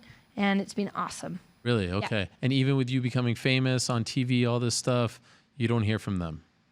No, they don't try. I was never close to my mom. Okay. My dad, we were, you know, closest of the family if I was going to be close to someone. But a few years after I moved out, like I'd touch base here and there. And then it was just better to cut ties. Do you have siblings? Yeah. Are you, one of each. Are you close with them? Nope. Don't talk to them. I feel like there's something there, but you don't want to talk about it. Honestly, there really isn't. I mean, you don't hear this often. You have no connection to any of your immediate family members. No. I talk to my grandma like once a year, maybe. Okay. I try and call her on her birthday. Sure, that's nice of you. She's lovely. Was it a tough upbringing? Not really. I mean, I think anyone could say like there's stuff that you could talk about that people would be, you know, upset about or think it's hard. I also think a lot of people complain a lot about things that aren't actually that bad. Okay. So to me, I mean, I loved dance. I loved school. I didn't love my family. How come? There's honestly no reason. They're just like very different than me. Okay. Like you never connected with them. Yeah, I just didn't connect. Like I liked to be athletic. They were quite lazy. You know, like eating habits, fitness habits, just how, you know, like what you do with your money, what you choose to do with different things, are just not choices that I would necessarily have made. And so I liked to read, do school, excel at what I did, and then, you know, kind of took me on the path that I'm on. Do you know where they live? Like, do you have any idea where they are? I assume they still live in Victoria. You never see them? Never. Never run into them? Nope. Nothing? Nope. There's never a moment where you're like, I'd love to share this with a family member? Never. Not one time. Wow. And how did you support yourself early on? Well, when I moved out, I worked at Safeway. Okay. To the grocery store. Okay. So I worked there for when I was like 14 upwards. Wow. So I'd do like 8 or 12 hours a week or whatever. And then just found roommates, lived on my own. You know, you can live quite cheaply and still have a great life. Sure. I just think people are used to spending a lot. So like, I think you can easily live on like $1,500 a month without any issue. Just other people like really nice things, and I just don't care about those. Okay. You have no vice. There's no thing that you want to splurge on, buy, that you love, a material thing. Nothing like that. No. Wow. Nothing. You're a very simple person. Simple. Wow. So that's why when I ask you about the $1 million, you're like, meh. But you said at the beginning, you're fighting for the money. Right. Because I can see, like, business-wise and longevity-wise, like, I want, to set myself up for the future. I don't ever want to be in a situation where I'm living out of a car or not able to do something I want to do. So I think money is important in those senses, to be at a place where you can be comfortable, you can invest it so that, I don't have a retirement plan. I don't have, what are those things called? 401k. 401k. I was going to say that. I just wouldn't want, that sounds too stupid. RRSP, I think they call it in Canada. Yeah. Yes. So I can pay into RRSPs, but I don't have, a company that's paying into that for me. I could, if you're with the military, you get a pension. I don't have a pension. Right. So for me, like, that $1 million is, for one, it's also like, I shouldn't be fighting for $100. Sure. I've been in the sport. I've had 25 fights. I deserve to be paid a lot because I'm the best in the world. And that's why I'm still in the sport. And so the $1 million for me is really just going to be a nest egg that I can put aside and that I can use when I need to use it. And if I decided that all of a sudden I'm a different person and I want to go on a vacation to somewhere really tropical that has food with a lot of flavor, a lot of sun, and nude beaches, maybe I would spend it on that. It'll come into play then. Yeah. It's amazing, though, but like, considering everything you've been through your entire journey, all the politics, right? And having to campaign for fights and maybe having to be someone that you're not. For this journey here in PFL, like, there's no politics, there's no matchmaker necessarily, right? Like, you kind of know the path from the beginning, and there's $1 million waiting for you at the end. Like, it's almost like too easy. And it's $1 million US dollars, which is like 7 million Canadian dollars. Yeah. That's incredible. Yeah. You fight at MSG against an Olympic gold medalist. Like, for all the trouble, all the annoying crap you've had to deal with, this has been, other than the opponent falling through, pretty nice, I would imagine. It's been great. And given the format and how we got the points, I think in a lot of organizations or just a lot of times with fights, you have a fight date, you make weight, your opponent misses weight, and then you're told, well, you only get half your pay. Mm-hmm. So you can choose to not fight, but then you only get paid your show money. I hate that. So you're at that disadvantage. And then there's also the fact that, like, well, when are you going to fight again? If you don't choose to take this fight now, when's your next fight? Oh, yeah. It's brutal. And so with the PFL, I was literally told, like, Ray came up to me and said, look, here's the situation. Roberta's missed weight. We're going to give you your three walkover points. So you get your 3 points. With 9, it was going to guarantee me a spot into the playoffs. They said, we're going to pay you your show and your win money, regardless of if you fight. And if you choose to fight, you can choose to fight to get her 20%, and to earn more points. And, my view, like, in my heart, I was like, well, I'm here to fight, but my end goal is that $1 million. And so in order for me to get to that $1 million, if I can have one less fight, still get paid the same, not take any damage, but I have the fact that I know October 11th is my next fight, that was a really big selling point for me, because normally you just don't know when you're going to fight. So if you don't take that fight, it might be 6 months. Maybe they're angry with you. Now it's going to be longer. Right. So it was just unfortunate that I don't get to have the 4 fights within the year, but it was also somewhat of a best case scenario in terms of the easiest pathway to get to my end goal, which is the finals and the $1 million. If someone is listening to this and learning about you for the first time and wants to know what is the quintessential Sarah Kaufman fight, like, what is your favorite fight? They want to go online, they want to go find it. What's the one that they should watch first? A lot of people love the second Alexis Davis fight. Okay. For sure, with Strikeforce. I remember that one. And it was a fun fight. I think the best part of it was, like, I cut her with an elbow in the first. Ooh, sorry. No problem. I cut her with an elbow in the first and thought, the elbow landed. Yeah. Adam Zuzek, the elbow worked. Like, it was just like, I have moments in different fights where I remember things specifically working. And then at some point she cut me with an elbow in my hairline. And so there was just blood everywhere. And we were just, like, going and having fun and not overthinking. I think that's probably, like, a really great fight just for action and because it was just fun. It was back and forth and it was competitive. And I liked it. I believe that was the one in Columbus, correct? Columbus, Ohio. Yeah, the undercard of Ronda Misha. Yes. And that was the one that kind of cemented you. All right, you're next. That was, no matter what. Exactly. You should have been really next, but they made you fight that. They expedited her. Right. Actually, she came on my show. They both came on at the same time, and they had this little debate where Ronda reached out to me and said, I want to come on with Misha. Misha was a little hesitant. Right. And they had this debate. And Sean Shelby told me after that he watched that, so maybe you can blame me. And that kind of, you know. Thanks, Ariel. Yeah, well, now Ronda hates me, and it really left me with nothing. So I'm sorry for doing that. Well, I wouldn't say you have nothing. Well, I just mean a lot of headaches. Right. Hardly. And the vision of us in the sex suits. Yes. We got that later. That's right. That's right. It's good how you tied that all together. Thank you. I like the Hashi fight. Oh, that was a great fight. Yes. And the knockout was incredible. Not the knockout, excuse me. The knockout was, what was her name? Roxanne, yes. Roxanne, the first fight, yes, Happy Warrior. But the Hashi fight was great as well. Yeah, and the funny thing about that Hashi fight was I literally, because I had been there a little earlier to do the medicals. And so while I was there, I was like, oh, I think that's the girl I'm fighting. We were both at AKA, just working out a couple days before. And I was like, oh, I feel like she's practicing that front kick to the face. And I was like, that must be her. And I didn't really think anything. I just kept going. And then Adam came in a couple days later, and I was like, I saw her practicing. She's going to try and front kick me in my face. And so for 4 rounds and 3/4, I literally just, hit her a lot, moved. And then all of a sudden, this gross foot smashes my face right at 20 seconds left in the fight. And all I could think of was I knew it. Her gross foot, I hate feet. Oh, no. I hate feet touching me. And her gross foot was directly on my face, cracked my nose, made my nose bleed. It's the only fight that's had, just a little, a squishy spot when you push on it. Not that bad. Okay. But, yeah, it was the only time my nose has really dripped. And it was the last 20 minutes of the fight that I entirely dominated. But that was a really fun fight. Yeah.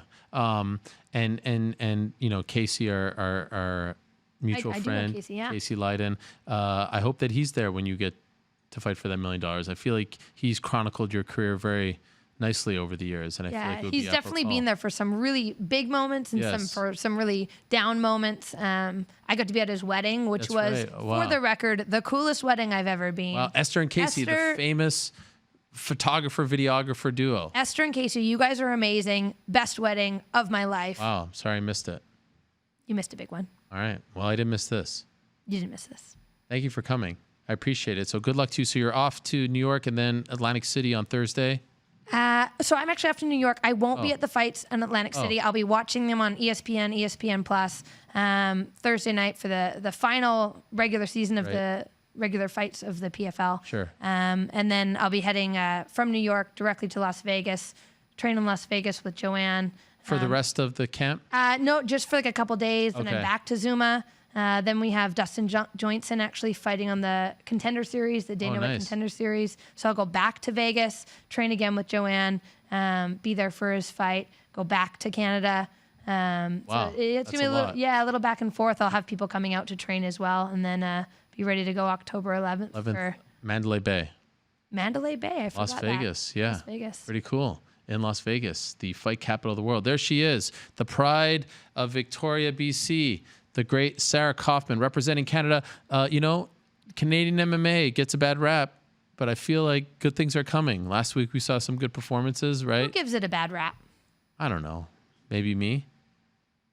That's not very nice. Well, no, I just feel like, it's been a while since we've had some new blood come up, some rising stars, some people to get really excited about. I think the issue there is that Canada and some of the commissions make it really hard to put on shows. So there aren't as many options for people coming up. MFCs and back in the day TKO was doing a lot more. You know what I mean? Yeah, so you're right, there were a lot of options. And so now anyone in Canada, Score fighting series, all that stuff. Yes, you're right. There's not a breeding ground. No, and it's hard. We have a lot of my training partners are so good, and it's just so hard to find them fights. Right. All right. Is there a name that we need to look out for, like a rising star or two? Russ McCumber. Okay, Russ McCumber. He's amazing. Blake McVitie. Okay. Very good. So there's a lot of young studs coming up. Yeah, they're coming up. Okay. Thank you for doing this. Thanks so much, Ariel. I appreciate it. Oh, again. No problem. There she is, Sarah Kaufman. Made it all the way from Victoria to Bristol. It's like 1,000,000 hours to get here. I appreciate it. Thank you so much. They'll walk you out there. Greg Savage in the house as well. Sure Dog legend. Thank you for coming, guys.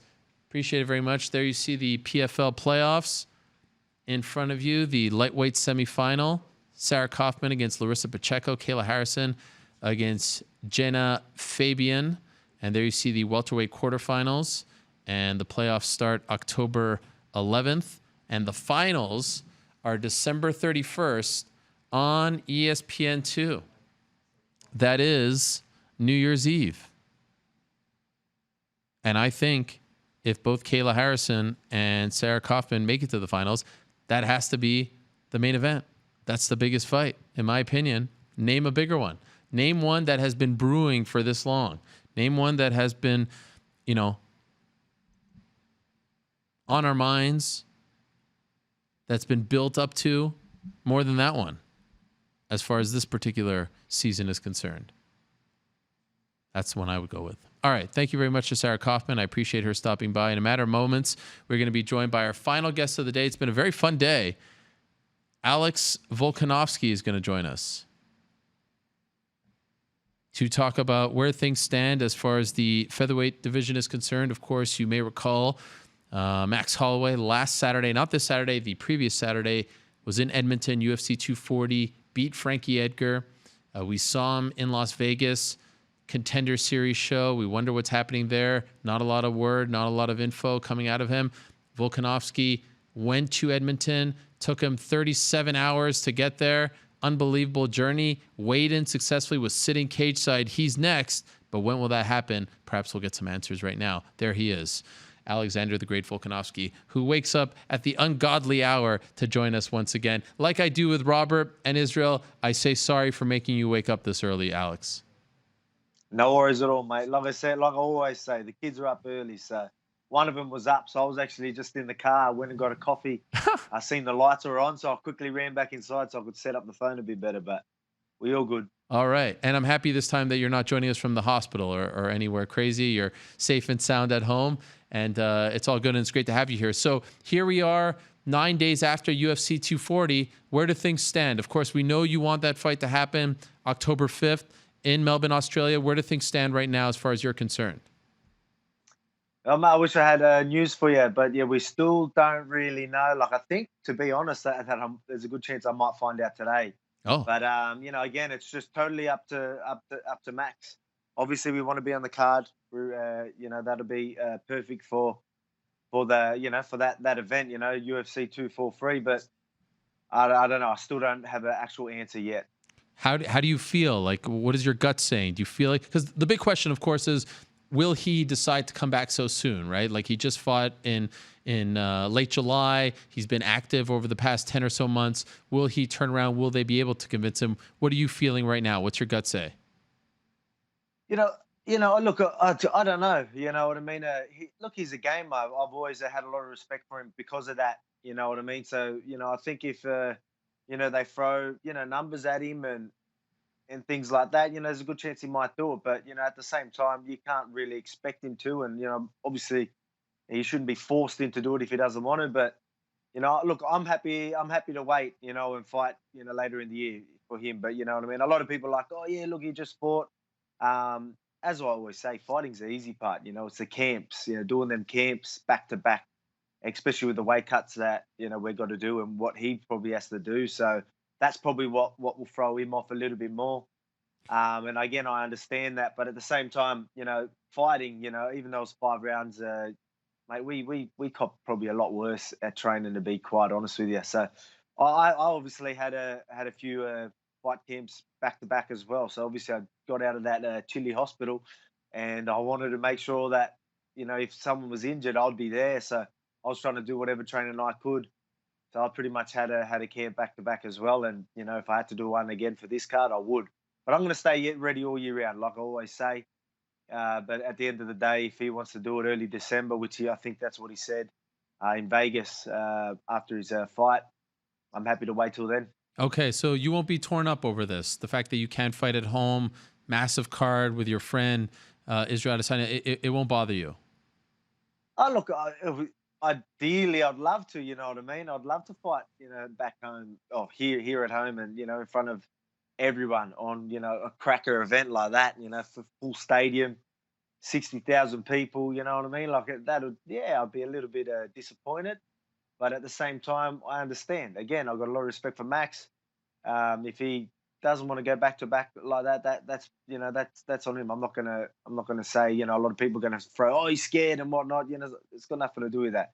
It's purely if he's ready or not. If not, we'll wait till later in the year. Again, I've got a lot of respect for anyone that's in the fight game, and fighting's not easy. And neither is the camp that we have to do. So, I understand. And do you, like, when you walked away from that performance last Saturday, 2 Saturdays ago, Max Holloway, Frankie Edgar, did you feel, okay, like he's back? There were questions about him after the Poirier fight. Do you feel like he's at the top of his game? Were you impressed with what he did against Edgar? Yeah, as I was saying, I don't know if it's just because I obviously don't get to watch so many fights live like that.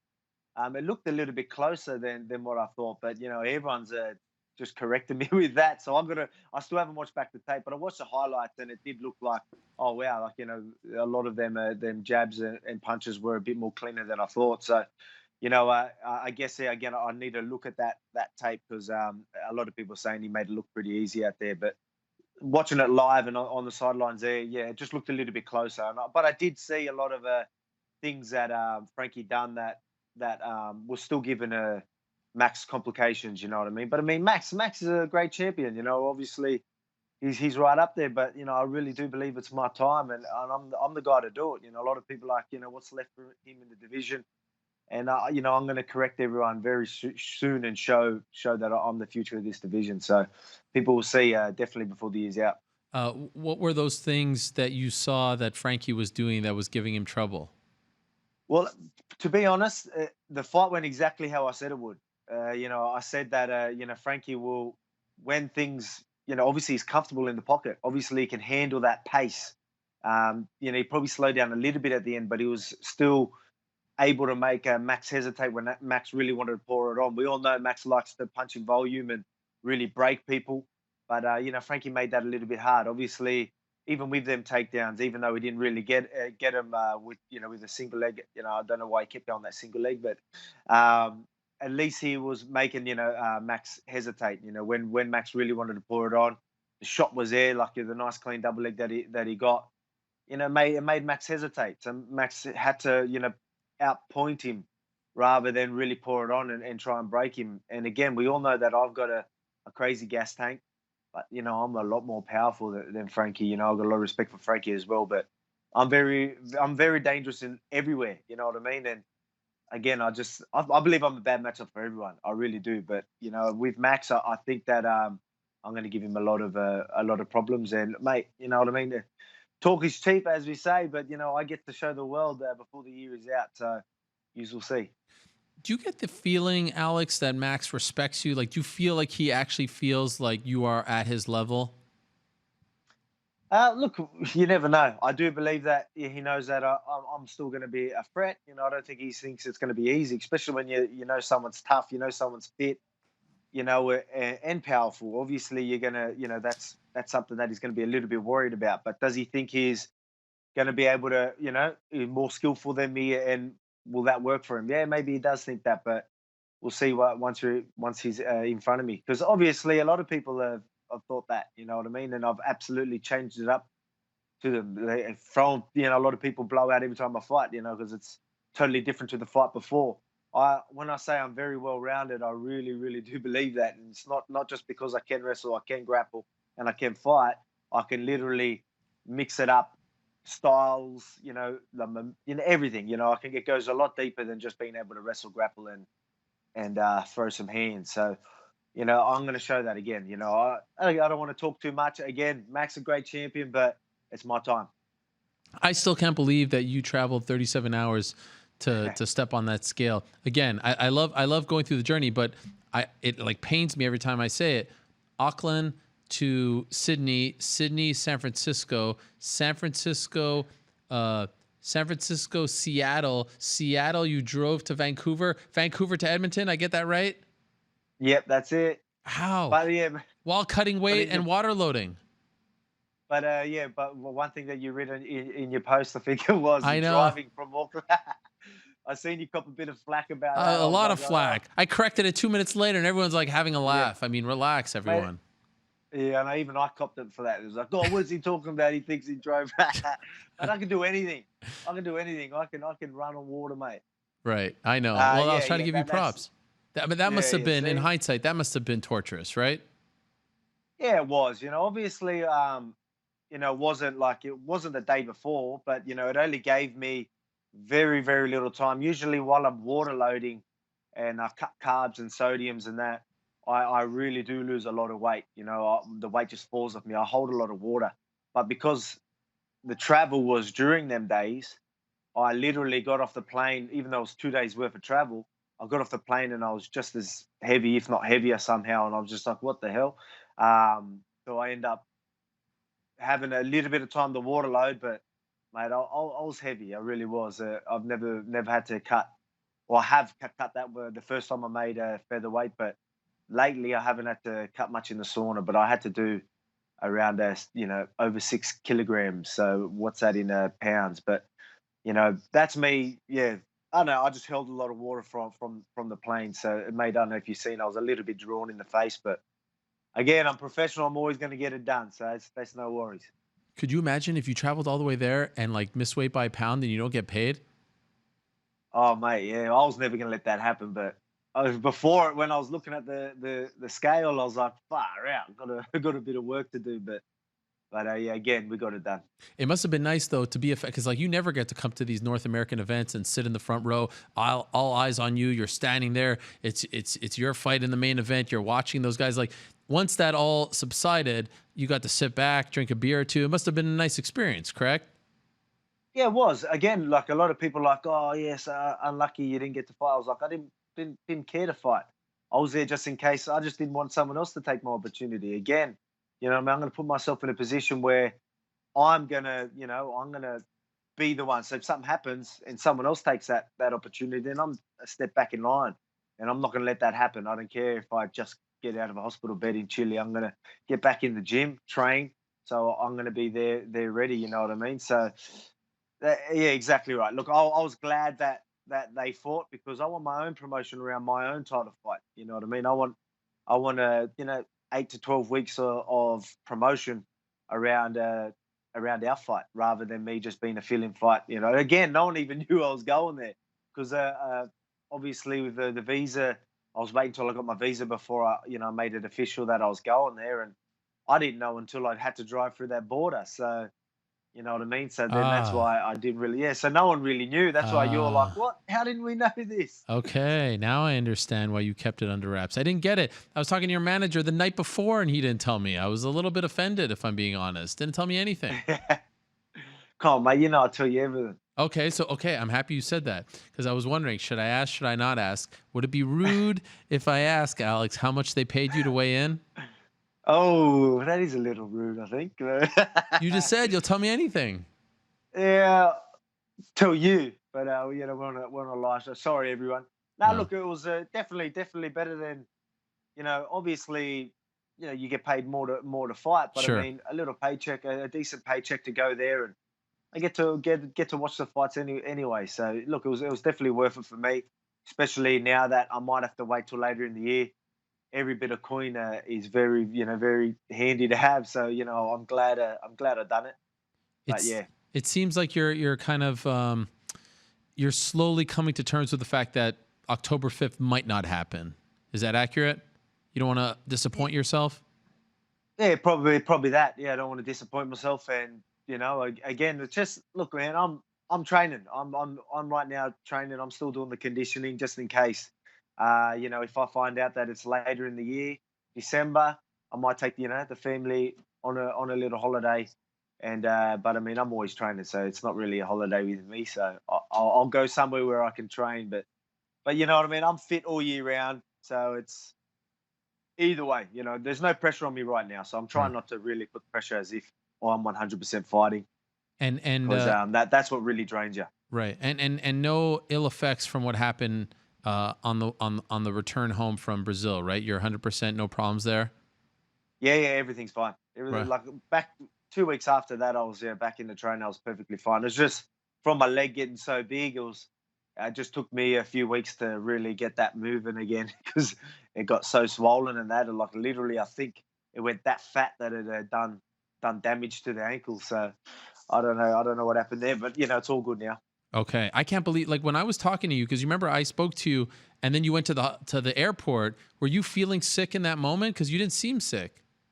No, I wasn't. Look, the ankle, the foot was hurting the whole time because I was kicking with it. You know what I mean? So I kicked Aldo in the knee a couple of times, so it was a bit tender, and that's all I thought it was. But I mean, that day I talked to you, I remember looking at my ankle, and I'm like, it looked a little red as well. I'm like, why is it red?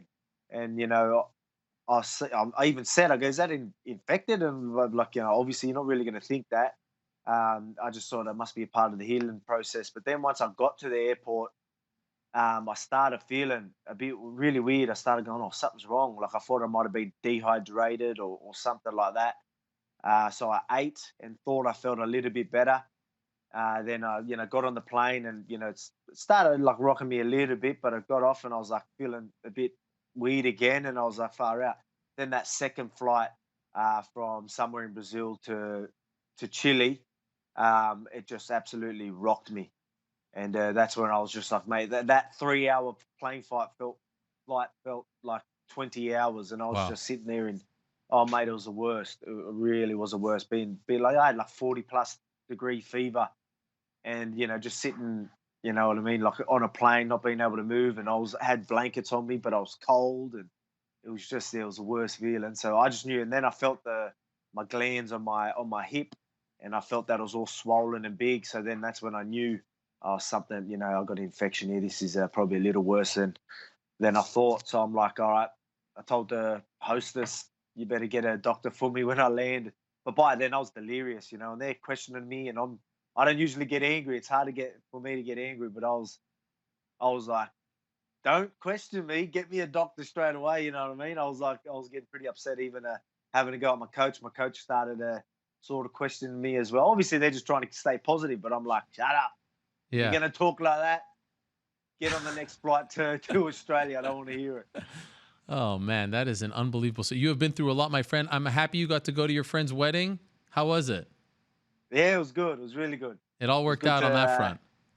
Yeah, it did. Yeah, it was unreal. But, I mean, it's still when obviously I was like, oh, yeah, I still sort of – I can drink when I'm that far out from a fight. But, again, I had in my mind – Max, the Max Holloway. Oh, okay. You know what I mean? So I was still thinking of that, but at the same time, I got to have a few drinks and stuff and really enjoy it.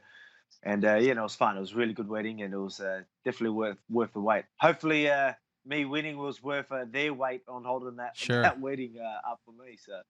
Well, obviously you're next. We wait to see if it will be October 5th. December 14th. I know Max was in Las Vegas last week. Who knows what's going on there? Please keep us posted if you can. You said you're going to find out today, potentially, maybe. If I'll tell you everything, mate. I appreciate it. I'll tell you everything. Except for how much you got paid to step on the scale. I had to ask. I mean, you left the door wide open for me. Yeah. It's all right. No, it's... Yeah, I don't think it's all good. The world needs to know about the numbers. No, but, it's all right. I don't know. In saying that, I probably should because they probably think it's millions of dollars, and it ain't. I know. That's why I want people to have perspective. But I understand. No problem there. I appreciate you doing the show as always. And hopefully you get some news about the fight, get the date, and then you can prepare for that date, have a proper training camp, and everything goes well. Thank you so much for doing this, Alex, and we'll talk to you soon. No worries at all. Thanks for having me. Always good chat. Yes, absolutely. There he is. Alex Volkanovski, #1 contender at 145 pounds. Before we go, and we'll find out when that fight will take place, just wanted to add a quick postscript to something we talked about last week on the show. Of course, we talked about BJ Penn a lot, and I appreciate everyone who sent in feedback about what I had to say about the fight. The best thing that I heard after posting that clip, after it was, cut up for YouTube and Instagram and whatnot, I actually heard from one of the great managers in this sport. Brian Butler reached out to me, and he called me and said, he initially texted me and said he wanted to talk to me, and called me and said, I just wanted to thank you for what you said about BJ Penn. Initially, I didn't really know what he was talking about because he doesn't manage BJ Penn. But he said he saw the clip and he sent it to one of his longtime friends and longtime clients, Jeff Curran. If If you don't know Jeff Kern, veteran of the game, one of the all-time greats, WEC, UFC, Strikeforce, just to name a few. And he said he just sent him the clip. And after watching the clip, apparently Jeff wrote back to him, all right, I get it. I'm done. And apparently they've been having these conversations for quite some time about knowing when to say when, about knowing when to say goodbye. And apparently that resonated with him. And I'm not saying this to try to puff my chest out or try to say, look at me, look what I did. But I'm happy that someone was able to understand what I was trying to say. Not trying to rag on BJ, not trying to put him down, not trying to kick him while he's down. None of that. Everything I said came out of genuine concern and care for his well-being. I don't really know BJ all that well these days. We don't talk that much as we did in the past, but I don't want to see something horrible happen to anyone in the cage, in the ring. And so coming off what happened in boxing 2 weeks ago, that's where it came from. I wasn't trying to be a hater. I wasn't trying to put him down or embarrass him, insult him, anything like that. And I'm happy that Brian and Jeff were able to understand where I was coming from, and maybe it helped Jeff out as well. And so I appreciated him reaching out and telling me about that. And I want to wish the best to Jeff Kern in retirement. He has a great gym. He's got a great family. He's got a great life ahead of him. But I really appreciated them letting me know about that. And I appreciate everyone who wrote in about that as well and understood where I was coming from. All right, we are out of time. Thank you very much to all of you who tuned in. Thank you very much to all our guests. And, of course, the UFC is back in Uruguay this Saturday. I say back, first time in Uruguay. It's almost like UFC is back, in Uruguay, because it's their first event in Uruguay. And there you see the main event, Valentina Shevchenko against Liz Carmouche. Rematch of a fight that happened 9 years ago. Remember the story? We've now heard both sides of it. Valentina lost controversially. Liz saying that she was supposed to fight Antonina, and they switched it up on her, like at the 11th hour. Bizarre, but it's going down this Saturday in Montevideo.